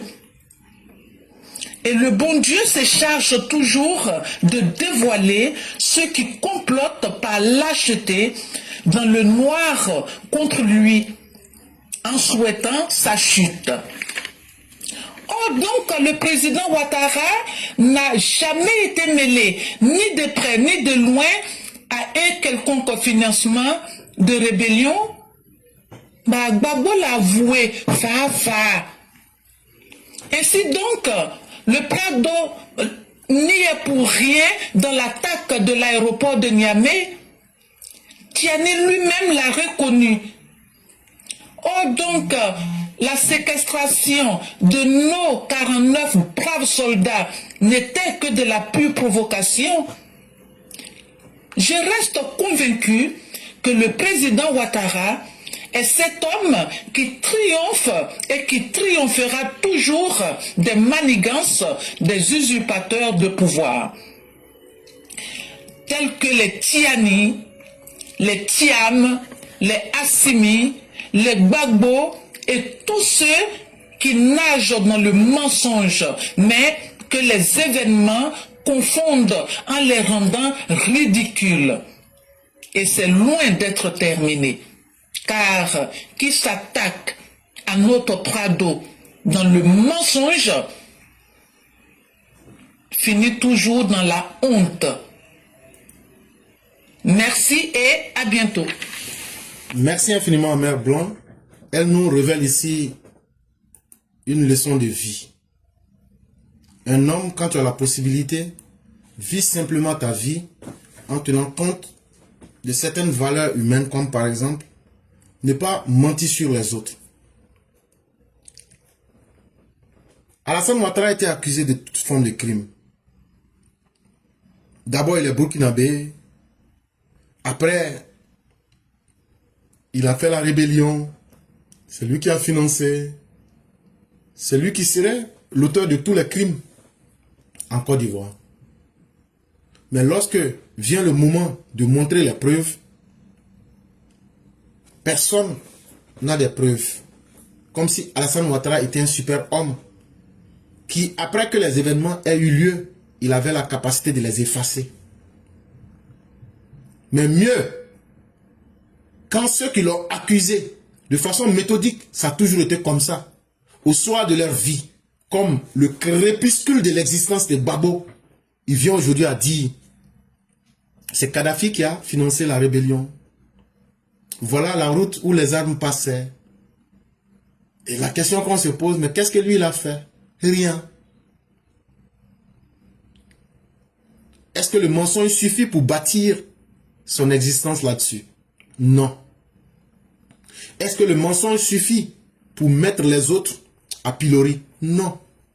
Parce qu'il y a cette réalité de la nature qu'on appelle le temps, qui finit par remettre chaque chose à sa place. De gré ou de force, vous allez vomir vos propres mensonges en public. Ça a toujours été le cas. Et Laurent Gbagbo ne s'arrêtera pas. Parce qu'il n'a plus le choix. Parce que quand tu es dans la prison de ta propre conscience, même si on te met dans un palais, tu vas sortir. Parce que tu ne te sentiras pas à l'aise.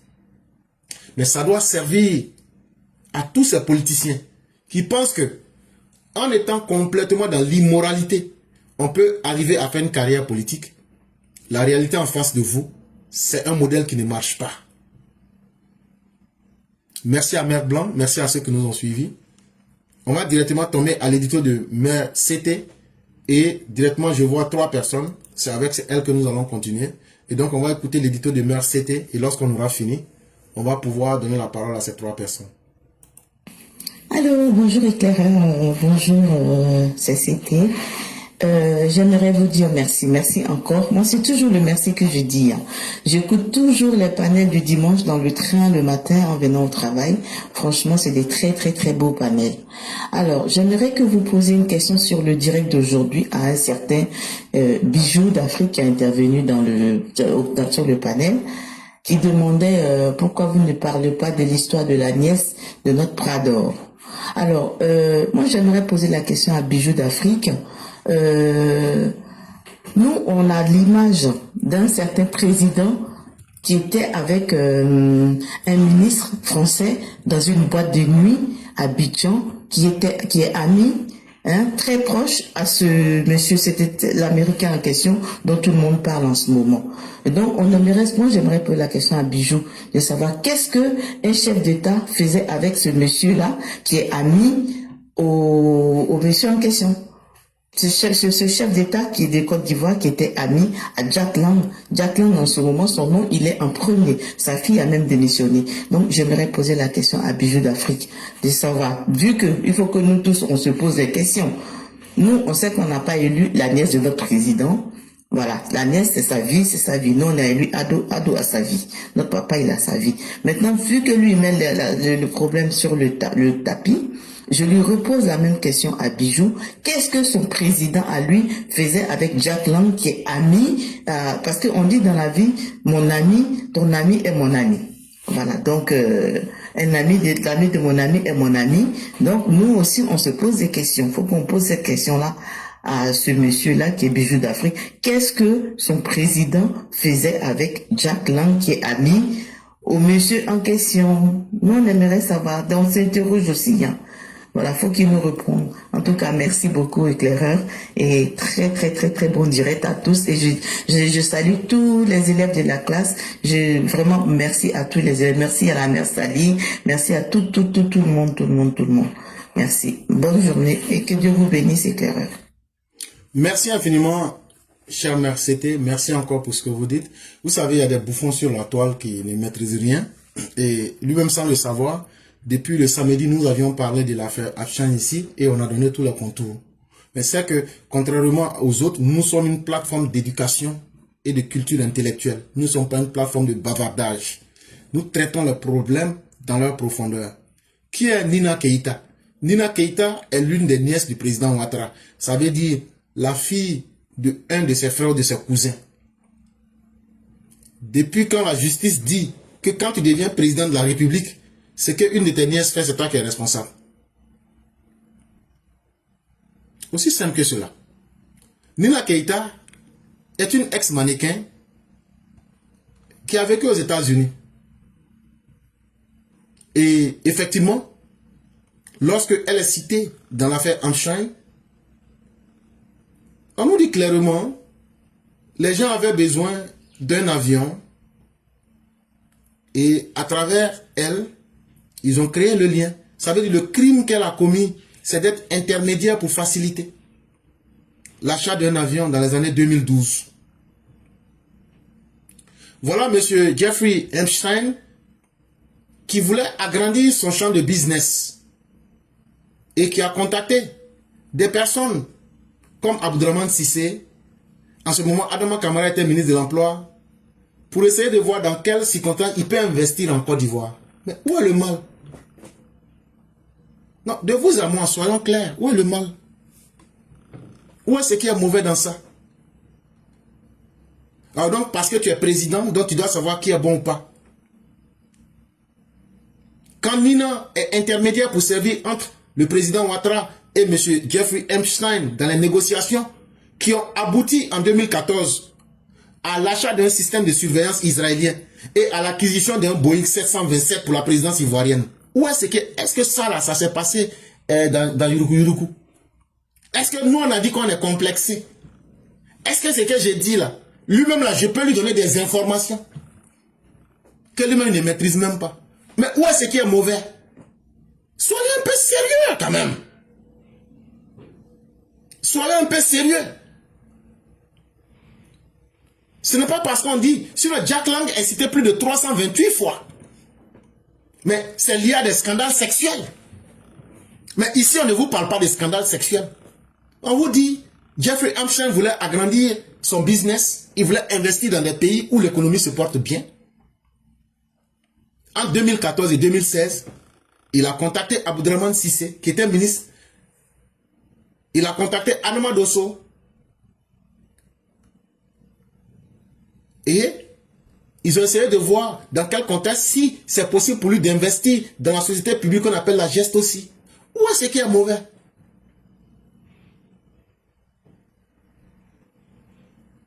Parce que dans la vie, il faut dire les choses en vrai. Ce n'est pas parce qu'on dit il s'appelle Alassane Ouattara, donc il est comptable de ce que ses nièces ou ses neveux font.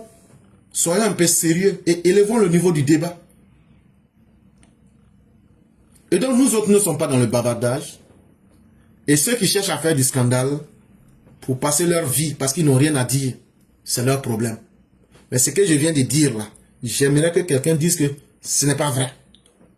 C'est ça aussi la différence entre les hommes. Et donc pour nous, ce n'est pas un débat sur lequel on va prendre 10 heures ou même non, on ne peut pas faire un panel sur ça. Parce que si on veut aussi accuser Madame Nina Keïta, parce qu'elle est la nièce d'Alassane Ouattara, alors là, on va aussi accuser Laurent Gbagbo d'être l'ami de Jack Lang qui a accusé 328 fois. Non, ça dépend de ce que les uns et les autres ont fait. Mais nous, on ne va jamais aller dire, comme Gbagbo était l'ami de Jack Lang, et que Jack Lang a été accusé d'affaires sexuelles. Donc, ça veut dire que Gbagbo est comptable. Non, on ne rentrera pas dans ce jeu-là. Tout comme on ne dira pas, comme Nina Keïta est la nièce d'Alassane Ouattara, donc tout ce qu'elle a fait, Alassane Ouattara est comptable. Ce n'est pas juste et ce n'est pas sérieux.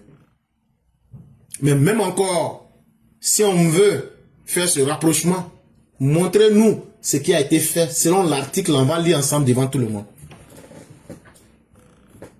Quand tu viens au pouvoir, tu ne viens pas avec un super pouvoir pour savoir qui est bon et qui est mauvais. Et si quelqu'un est mauvais, mais il veut investir dans ton pays là, toi tu regardes, tu n'as pas l'opportunité de savoir qu'il est mauvais là. Tu ne peux pas le juger sur ça. Vouloir payer un système de sécurité ou bien un avion, est-ce que ça s'est passé dans des conditions où de l'argent a disparu ou bien il y a eu des détournements de fonds? C'est sur ça qu'il faut accuser, mais non. Est-ce que ça s'est passé dans l'illégalité? Non. Et donc de quoi est-ce que vous voulez qu'on parle? Mesdames et messieurs, nous allons passer à la première personne. Et après donc, on va pouvoir prendre Mère Binette et Mère Salikone pour pouvoir finir le direct du jour.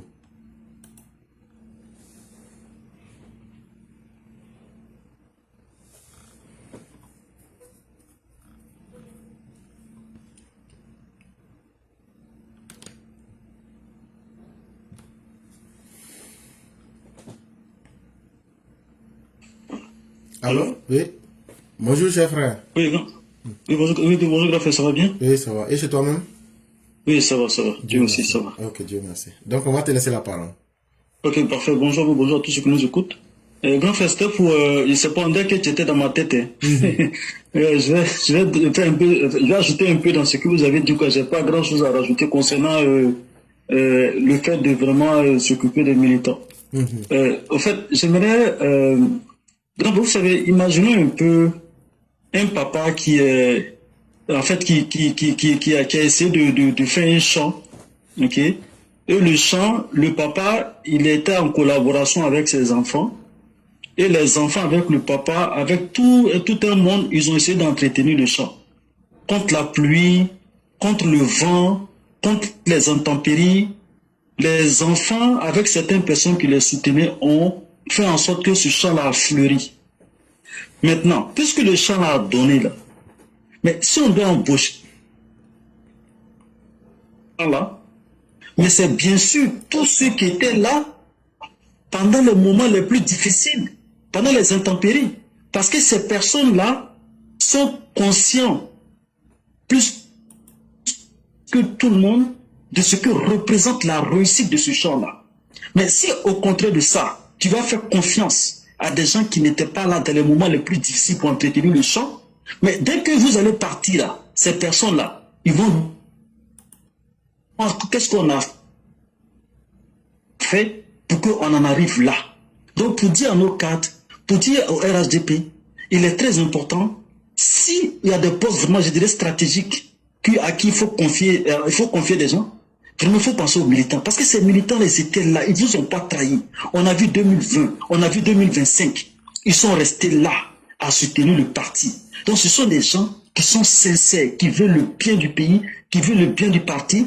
Ils sont mieux placés pour avoir l'amour du travail et travailler pour que le pays réussisse, pour que le parti politique réussisse. Vous savez, en Occident, là, quand tu vas chercher ce travail-là, si tu n'aimes, ça veut dire que si dans l'interview, on constate que vous n'aimez pas l'entreprise, là, ils ne vont même pas vous prendre. Ils vont essayer de déterminer pour voir, est-ce que vous avez un amour pour l'entreprise? Est-ce que vous avez un intérêt? Ce n'est pas une question d'argent. Ils peuvent te payer, il n'y a pas de problème. Mais s'ils constatent que vous n'avez pas un intérêt pour l'entreprise dans laquelle vous venez travailler, ils ne vont pas vous prendre. Parce que vous êtes un danger pour eux. Et en même temps, je l'ai dit à certains des militants, si vous êtes dans le circuit de l'État, là, faites le travail. Parce que comme Éclaireur l'a dit là, le président va partir, le parti va rester. Ce n'est pas un acquis. Pour dire RHDP, on va voter RHDP. Non, c'est le travail. Une fois que vous êtes là, on vous a confié des responsabilités, il faut travailler pour qu'il y ait un résultat, l'obligation de résultat. C'est ça qui va garantir le long terme du parti et non le fait qu'on dit RHDP, on va voter. C'est pas ça seulement. Donc, vous avez tout dit. Hein? Donc, comme je dis, vous étiez dans ma tête. Hein? Merci beaucoup. C'est ça que je voulais dire aujourd'hui. Merci beaucoup pour ce que vous avez dit. Mais c'est important aussi de venir pour labourer encore à nouveau. Parce que ça permet aux autres personnes de bien comprendre aussi. Et vraiment, merci à vous-même. Et moi, je dis, il faut valoriser les militants du RDR pour qu'ils soient fiers de leur travail et du travail bien fait. Ça, il ne faudrait pas que le parti l'oublie. Depuis des années, j'insiste sur cette question-là. Et pour moi, c'est important. Ça va réveiller la mémoire même du parti et ça va encore être une occasion de dire aux jeunes qui sont venus, vous n'êtes pas venus à la mauvaise adresse et continuons ce travail-là. Et aujourd'hui, c'est à vous qu'on va passer la relève et soyez fiers de l'héritage qu'on vous donne. Vraiment, merci, merci, merci, merci encore. Ok, merci, bonjour.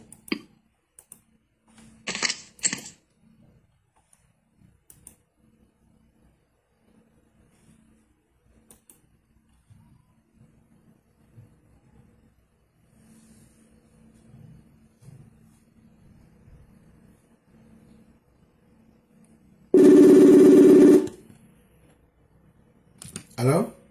Allô? Bonjour Marianne, comment ça va? Je vais bien, bonjour mon éclaireur. Et vous? Grâce à Dieu, tout va très bien. Déclaration d'amour, madame. Ah oui, ah oui, ah oui, ah oui. Vous savez... Amoroso. Amoroso. Nous, on n'est pas comme Black Samurai, hein. Nous, on fait notre amour là tous les jours. Nous, on n'est pas comme les gros. On n'est pas comme les Yakuba ou bien les Senufo ou bien les Odinika. Toi aussi, ça arrive là-bas. On dit Koyaka seulement. Ah, et puis Monka aussi. Et puis Monka aussi. Pour moi, t'attends en bas là-bas. On dit Monka seulement. Ah, c'est toi qui me pousse à dire les trucs comme ça. Parce que je suis pas responsable de ce que je dis, hein. Parce que c'est toi qui es venu de commencer à faire là. Sinon, moi j'étais là, c'est politique, moi je parle. C'est toi qui as dit. Ok, bonsoir les Charon, bonsoir les Bao. Éclaireur. Ces temps, moi je réfléchis beaucoup. J'ai deux questions à poser, mais en même temps, c'est la même question avec les deux volets en fait. J'aimerais vous demander, éclaireur, où va ce monde? Mais le monde va là où nous voulons qu'il parte. Le monde ne va jamais avoir une direction tant que les hommes n'auront pas décidé de là où ils veulent. Chère mère, chaque fois que sur la terre, la majorité des humains pensent que ce qui n'est pas acceptable est devenu la norme, le monde ne fait que s'adapter à cela.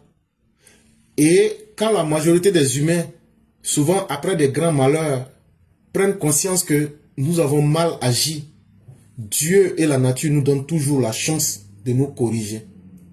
Et c'est vrai aujourd'hui, ce n'est pas étonnant pour ceux qui comprennent. Le monde aujourd'hui va mal. Mais c'est parce que c'est nous-mêmes que nous comportons mal. Et c'est sur cela qu'il faut travailler pour corriger les choses qui sont. Sinon, on va aller de perdition en perdition, malheureusement. Vraiment éclaireur, ça fait peur. C'est comme si la norme n'est plus la norme en fait.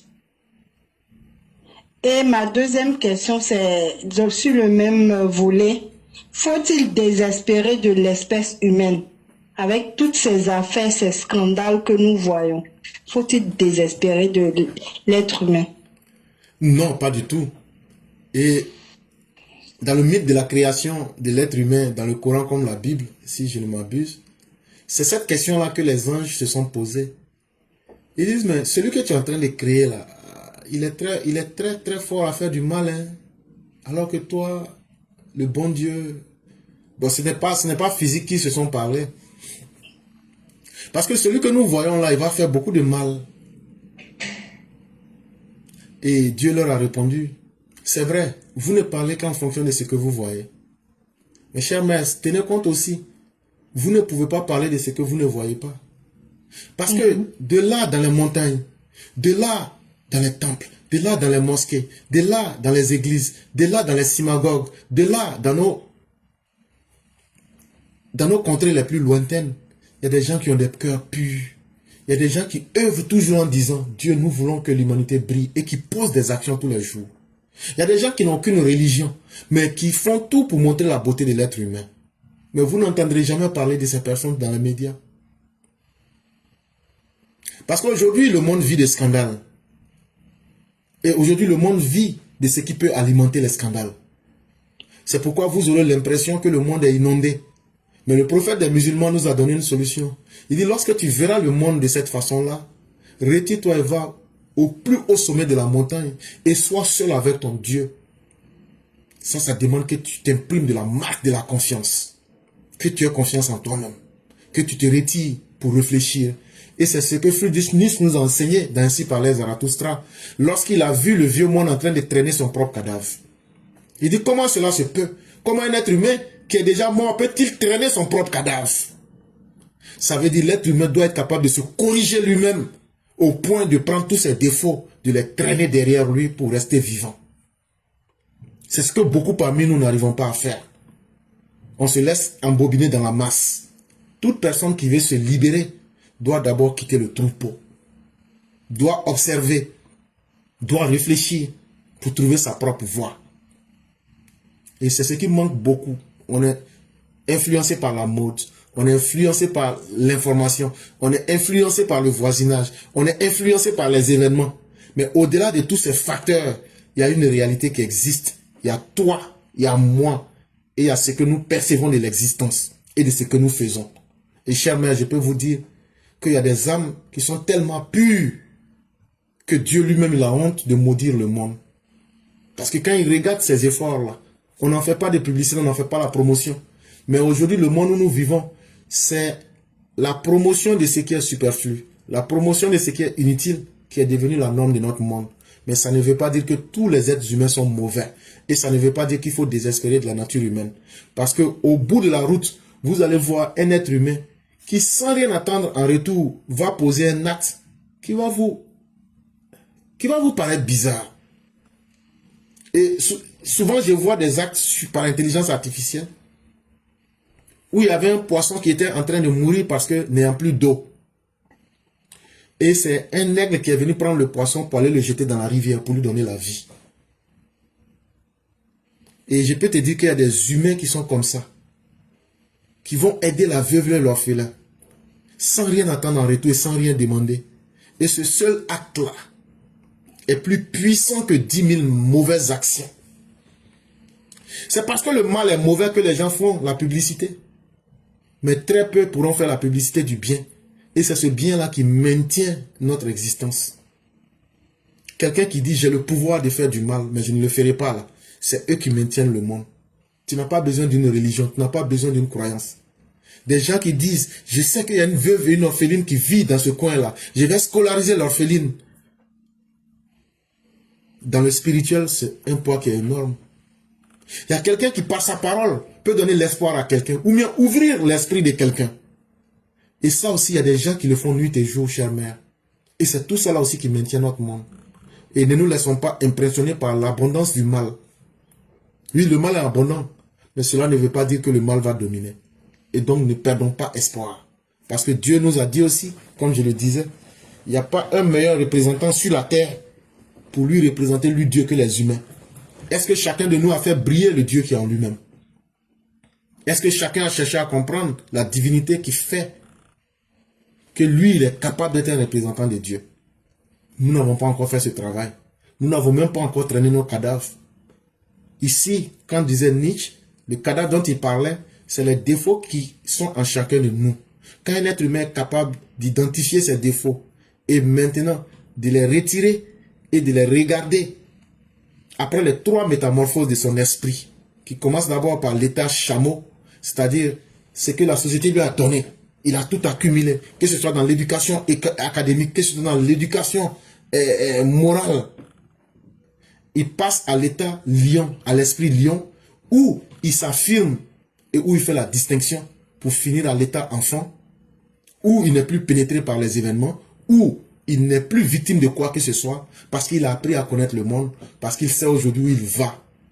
Et c'est à cela que chacun doit arriver. Et cher, mais une fois que vous arrivez à cet état-là, tout devient cacophonie autour de vous, mais vous avez la tranquillité de votre esprit. Ceux qui ont fait le mal, c'est leur problème, puisque nous ne sommes le juge de personne. Ceux aussi qui ont fait du bien, même si c'est un poids d'atome, ils le verront. Ça ne sera pas caché. Mais c'est à nous d'être constants sur la voie, et la voie la bonne. Et de ne pas désespérer surtout, parce que ça aussi, dans le mot Al-Iblis, il y a aussi cette caractéristique-là de celui qui désespère.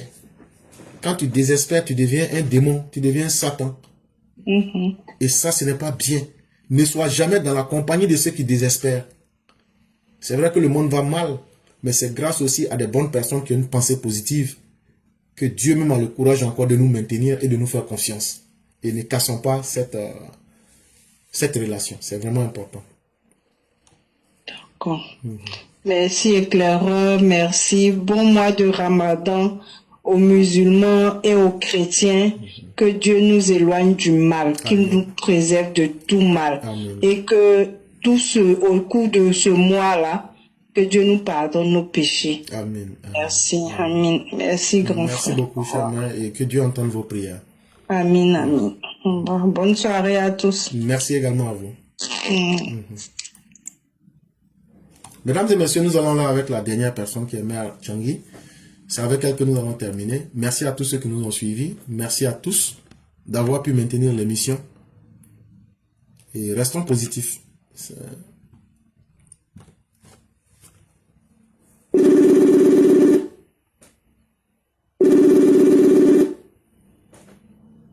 Allô? Allô? Bonsoir, chère mère, comment allez-vous? Bonsoir, mon professeur 5 étoiles, je vais bien, vous? Je vais excellemment bien. Hier, les gens vous ont critiqué des...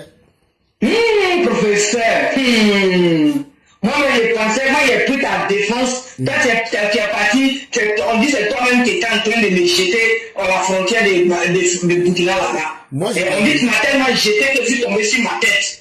Ok, tu as... C'est Geneva qui m'a dit tout ça là. Tu as les preuves? Geneva, c'est elle qui m'a dit ça. Donc, ça, Geneva, tu crois maintenant? Mais comme Geneva, on sait que jamais quelque chose de bien là, j'ai plus qu'elle avait manipulé. Donc, j'ai plus en elle. Moi, je t'ai remarqué, toi, tu es une vendue. Tu veux voir notre combat à Geneva? Mais Geneva, là, tu sais, elle est manipulée. Elle est très forte dans ça. Elle veut... Tu vois, chaque agent lui a montré tous les tactiques là. Donc, elle connaît. Elle veut que tu n'as qu'à lui vendre notre combat là. Faut pas vendre notre combat là, hein? Elle m'a dit que tu m'as tellement jeté que je suis tombé sur ma tête. C'est Geneva qui disait aux gens que moi je t'ai envoyé que toi tu n'as qu'à la Titao pour aller prendre les renseignements pour venir. J'ai dit, Titao. Et ça c'est pas bon, hein. Elle me dit que, Que quand c'est comme ça, là, que comme il y a carte de résident, là, que pourquoi on ne peut pas toi te donner carte de résident? C'est là, moi, je dis, mais elle est ivoirienne, non? Comment Ivoirien va prendre carte de résident en Côte d'Ivoire? Genève n'est pas bien.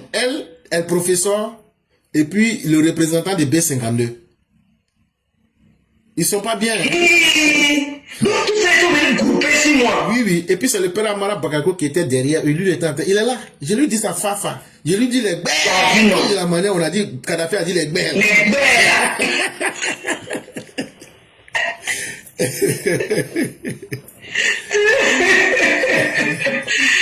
Bonjour, mon professeur, comment tu vas? Très bien, Charmaine. Et vous-même? Alhamdulillah. Et la famille? La famille se porte très bien. Et de votre côté? Alhamdulillah, on se plaint pas. Vraiment, bonjour les DPV. Faut conseiller ton petit frère Black Samouraï. Hein. Ah, il a pas encore. Quand on va à l'aventure, là, c'est pas pour devenir mouton. Depuis un moment, depuis les 14 là, il est rentré dans l'affaire de Saint-Valentin, là, il dit, il faut lui dire d'arrêter. Mais avec Saint-Valentin, là, il a raison, hein. Papa même, il laisse pas Saint-Valentin, donc c'est pas ses enfants qui l'ont laissé. Ah, ok. Ah, papa même, il a donné la couleur de Saint-Valentin, donc...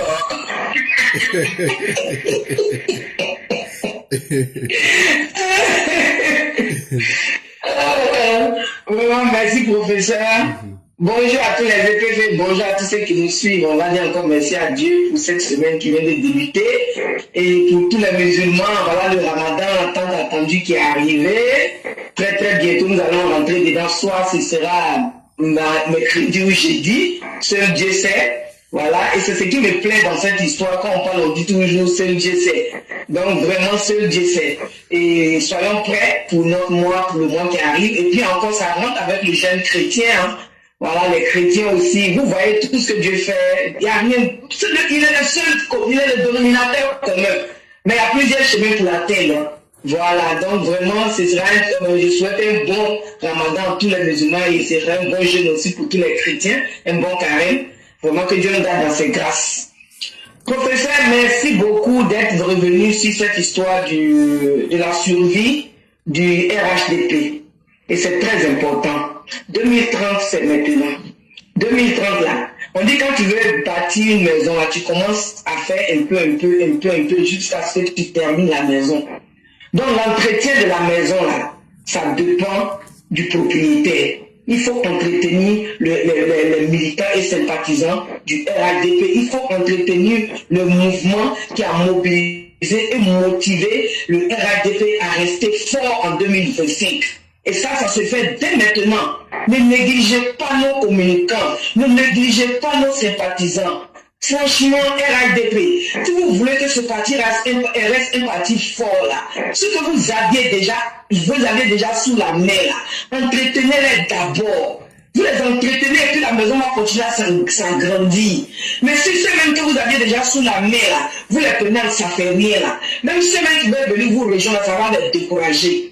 Et franchement, l'éclaireur a dit quelque chose. S'il y a des militants qui ont tant souffert dans ce pays-là, ce sont les militants du RDR, venus du RDR. Oui, c'est nous qui avons perdu nos parents. Oui, c'est nous qui avons perdu nos frères, nos maris, nos enfants. Oui, c'est le RDR là qui a tant saigné dans ce pays. Donc moi, je ne trouve pas qu'un militant du RDR doit être négligé et rester à son sort. Franchement. Et c'est souvent Dieu qui est venu mélanger cette lutte. Voilà pourquoi Dieu même le chicote jusqu'à ce que lui-même a son parti là-même là. Tout le monde est en train de fuir. Ils sont tous en train de fuir. Parce que le Dieu là, c'est un Dieu de vérité. Et Dieu n'est que où il y a la vérité. Franchement, le clergé, je te dis merci d'être retourné sur vraiment les bases et en nous donnant même plein de solutions au RHDP. Donc vraiment, professeur, c'était juste pour te dire vraiment merci, que Dieu continue de te bénir et que Dieu nous garde dans ses grâces. Maintenant, ceux qui sont en train de prendre l'alliance du président, a fait ça là, il n'a pas fait ça, souffrez, souffrez. Pays là, ça allait devant, souffrez seulement. Professeur, merci beaucoup, que Dieu bénisse Papa Ado, que Dieu bénisse sa dulcinée, notre maman Dodo, que Dieu bénisse tous ceux qui entourent Papa Ado, tous ceux qui travaillent vraiment avec le cœur, que Dieu vous bénisse et que Dieu vous éloigne des hypocrites, que Dieu vous éloigne des ennemis, des ennemis de comment on appelle ça là même là, les ennemis de la République. voilà, de cette république, de ce gouvernement que vous aviez là, que Dieu vous éloigne de ses ennemis et que Dieu continue d'avoir sa main sur la Côte d'Ivoire, ainsi que nos vaillants combattants. Nos combattants, j'espère que la Saint-Valentin a été, même si vous n'êtes pas à côté de vos familles, de vos destinés, j'espère qu'aujourd'hui, maintenant, il y a le téléphone, la vidéo, tout ça maintenant. Et j'espère que vous avez eu aussi une bonne Saint-Valentin et vraiment bonne fête à vous. Et merci à tous nos combattants qui protègent vraiment, vous qui protégez vraiment nos parents aux abords des frontières, surtout ceux du Nord, parce que c'est là-bas que tout se passe. Parce qu'ils pensent que Soroguium pense que lui peut prendre l'AES pour menacer nos parents. Soroguium pense que la vie de nos parents dépend de lui, sa vie. Que Dieu vraiment vous préserve et qu'il vous multiplie avec ses anges. Professeur, je m'arrête là. Merci. Merci infiniment, cher maire. Merci encore de tout ce que vous avez dit. Et surtout que le RHDP aide ses communicants, les organise. Moi, en tout cas, je ne serai pas dedans parce que moi, je n'ai même pas envie d'être dans ça. Mais au moins, ceux qui ont le courage de le faire, maximisez et renforcez vos communicants. C'est très important. Donnez-leur envie de se battre pour vous. C'est ce qui aussi peut attirer parce que c'est des volontaires qui font beaucoup. Et il ne faut pas les négliger. Aujourd'hui, la toile a été très utile dans le combat que nous menons. Si vous voyez aujourd'hui des gens qui sont des débrouillards qui ont pu contrer le système russe de désinformation. Si personne ne faisait ce travail-là, le pays se porterait très mal. Et continuons ce combat qui vaut la peine d'être mené parce que ça sauve des vies, ça ouvre des esprits. Et ce n'est pas un combat qui est en vain, surtout que c'est un combat qui est fait pour aider un pays, mais surtout pour ouvrir la voie aux nouvelles générations avec les preuves, les arguments. Il faut dire vraiment merci à tous les RHDP qui, de quelque manière que ce soit, continuent honnêtement de faire ce combat. Et bon mois de carême aux chrétiens et bon mois de ramadan aux musulmans. Et j'ai préféré encore cette chanson pour vous. Et donc, mesdames et messieurs, c'était peut-être pour mettre un peu d'humour. Et puis surtout, j'espère que les musulmans et les chrétiens, cette fois-ci, si dans la chanson, c'est Satan qui vous avait barré la route, maintenant vous, avec vos jeûnes et vos carèmes, c'est le moment maintenant de vitrifier Satan. En tout cas, profitez pour faire diminuer au maximum les œuvres du Satan. Et on espère bien que vous serez à la hauteur du rendez-vous. Et vraiment, merci à tous. Merci à tous ceux qui nous ont suivis aujourd'hui. Merci aussi à toutes nos mères et à nos chaos qui sont restés avec nous, qui nous ont supportés. Et merci à tous ceux qui ont mis des commentaires. Merci à tous ceux qui ont partagé ce direct. Que Dieu nous maintienne dans ses grâces et qu'il nous accorde toute sa bonté. Chère mère, vous avez le mot de la fin. Merci professeur. Et professeur, il y a un truc que j'oubliais. Hier, il y a le président, je ne sais pas, Blanchard de Paris qui est monté pour féliciter les EPV de Paris. Ah bon? Hier, oui, il est monté sur le panel hier pour les féliciter, les EPV de Paris. Monsieur Blanchard. C'est Blanchard Diaby, non? Oui. Voilà, il est monté hier sur le panel pour féliciter les EPV de Paris. Et là aussi, donc on lui dit vraiment merci. Oui, professeur. Effectivement, et il faut savoir retourner les bonnes choses. Et vraiment, nous remercions M. Blanchard aussi, qui a été très très honnête et transparent dans ce qu'il a fait comme travail. Et je me souviens encore de la marée orange. Et en très bonne intelligence, ils ont travaillé avec les EPV et c'était vraiment une très belle dynamique. Et c'est ce que nous disons. À la fin de la journée, nous sommes tous des frères. Et nous avons le même destin. Et il y a un seul homme qui nous réunit, quelles que soient nos différences. Et il n'y a pas plus beau. Et c'est ce que j'ai dit à nos RHDP. Ne critiquons pas, ne violentons pas les autres. Allons doucement avec ce combat-là. Et on va le réussir. Et vraiment, merci à vous. On va le réussir parce que notre but final, c'est que Alassane Ouattara puisse dire, je remets le pouvoir, mais je suis très heureux. Ah, ça, nous, on attend ce mot-là de la bouche du président. On veut qu'il soit comblé. Et chacun de nous fait des efforts. Et vraiment, quand eux aussi viennent pour nous remercier, ça nous va droit au cœur. Ça prouve aussi que vraiment, Maître Blanc n'a pas chômé. Le père Amara Bakayoko n'a pas chômé. Le père Kone Adama n'a pas chômé. Le père Yann n'a pas chômé. Mais à Binette, là, elle, moi, je ne vais pas dire son nom dedans. Elle et puis Geneva, là, je ne cite pas leur nom. Si vous voulez la tuer, moi. Elles sont dedans there. Non, moi je m'oppose. Si c'est les deux là, c'est moi, mais pas leur nom sur la liste là. Ça veut dire on a remercié tout le monde, mais les deux là, on les remercie pas. Parce que c'est elles qui sont les bandites du groupe là-bas. Tu as vu ce que Djenema t'a fait hier là? Il faut qu'elle passe au tribunal. Et il faut aussi remercier Maman Bougnac aussi, ainsi que tous les autres. Vraiment, l'équipe de Paris, vous êtes une fierté qui va au-delà. L'équipe de Paris fait vraiment la fierté. En termes d'action concrète, en termes de détermination, ils font vraiment, quand on imagine le temps à Paris, en Occident, mais à n'importe quel moment. Vous vous souvenez quand les gens ont dit qu'ils allaient attaquer le président? On a mis les boyins dans les restaurants là pour les attendre là-bas, on les a pas vus. Et donc, on est pratiquement partout. On n'est pas là pour faire du mal. Et nous ne sommes pas une bande de méchantes personnes, non, loin de là. Nous avons peut-être notre concept qui est que tout doit être vrai, ce qui est un respect mutuel. Mais après ça, nous ne sommes contre personne. Et nous n'avons la haine pour personne. Ça, nous insistons là-dessus. Nous sommes à l'image du président. Et nous voulons être à l'image de la nouvelle Côte d'Ivoire, où les ethnies, les religions et les considérations extérieures ne sont pas mieux que l'être humain, ne sont pas mieux que la dignité humaine. Et après, tout le reste vient. Et vraiment, merci à Blanchard Diaby. Merci encore pour le beau travail qu'il a fait en réussissant de façon historique l'organisation de la marée orange. C'était simplement mémorable et historique. Et nous souhaitons que de tels événements puissent exister davantage. Chers mères, merci à vous surtout. Merci professeur, excellent début de semaine à tous, que Dieu nous protège, qu'il nous garde dans ses grâces, merci. On dit, il y a un monsieur là, lui il est musulman, on dit, quand Carême, la dernière fois est fini là, il n'est plus allé à la mosquée, et puis un coup on le voit, il s'en va à la mosquée, maintenant quand il passait, les gens disaient, Atassa, ça veut dire quoi? Moi je cherche à me renseigner, ça veut dire quoi? Ça c'est un Koyara. Ah, c'est un Koyara, lui va à la mosquée une seule fois par an. Par an. Ah. Le mois de Ramadan. C'est les Koyara là qui font ça. Donc les Koyara sont... Si c'est pas le frère de Djeneba, ça doit être son nom. Je les connais, ils sont pas sérieux. Mais on dit qu'il s'appelle Zana. Eh non, Zana ne peut pas faire ça. Zana lui va à la mosquée de... Moi je pensais que Zana c'était un vendeur de fétiches. Non, c'est moi qui... C'est moi qui... Et donc, c'était une note d'humour pour saluer tout le monde. Merci beaucoup, professeur. Merci, excellente semaine. À vous pareillement, merci beaucoup. Bye. Et donc, chers tous, merci à vous. Merci à maman Adjara Koulibaly. Merci à notre bien-aimée maman Neneso. Bon, merci à leur reine Binette. Leur reine, tu n'es plus ma reine, non? Et puis maintenant, merci au roi de ce nouveau Black Samurai.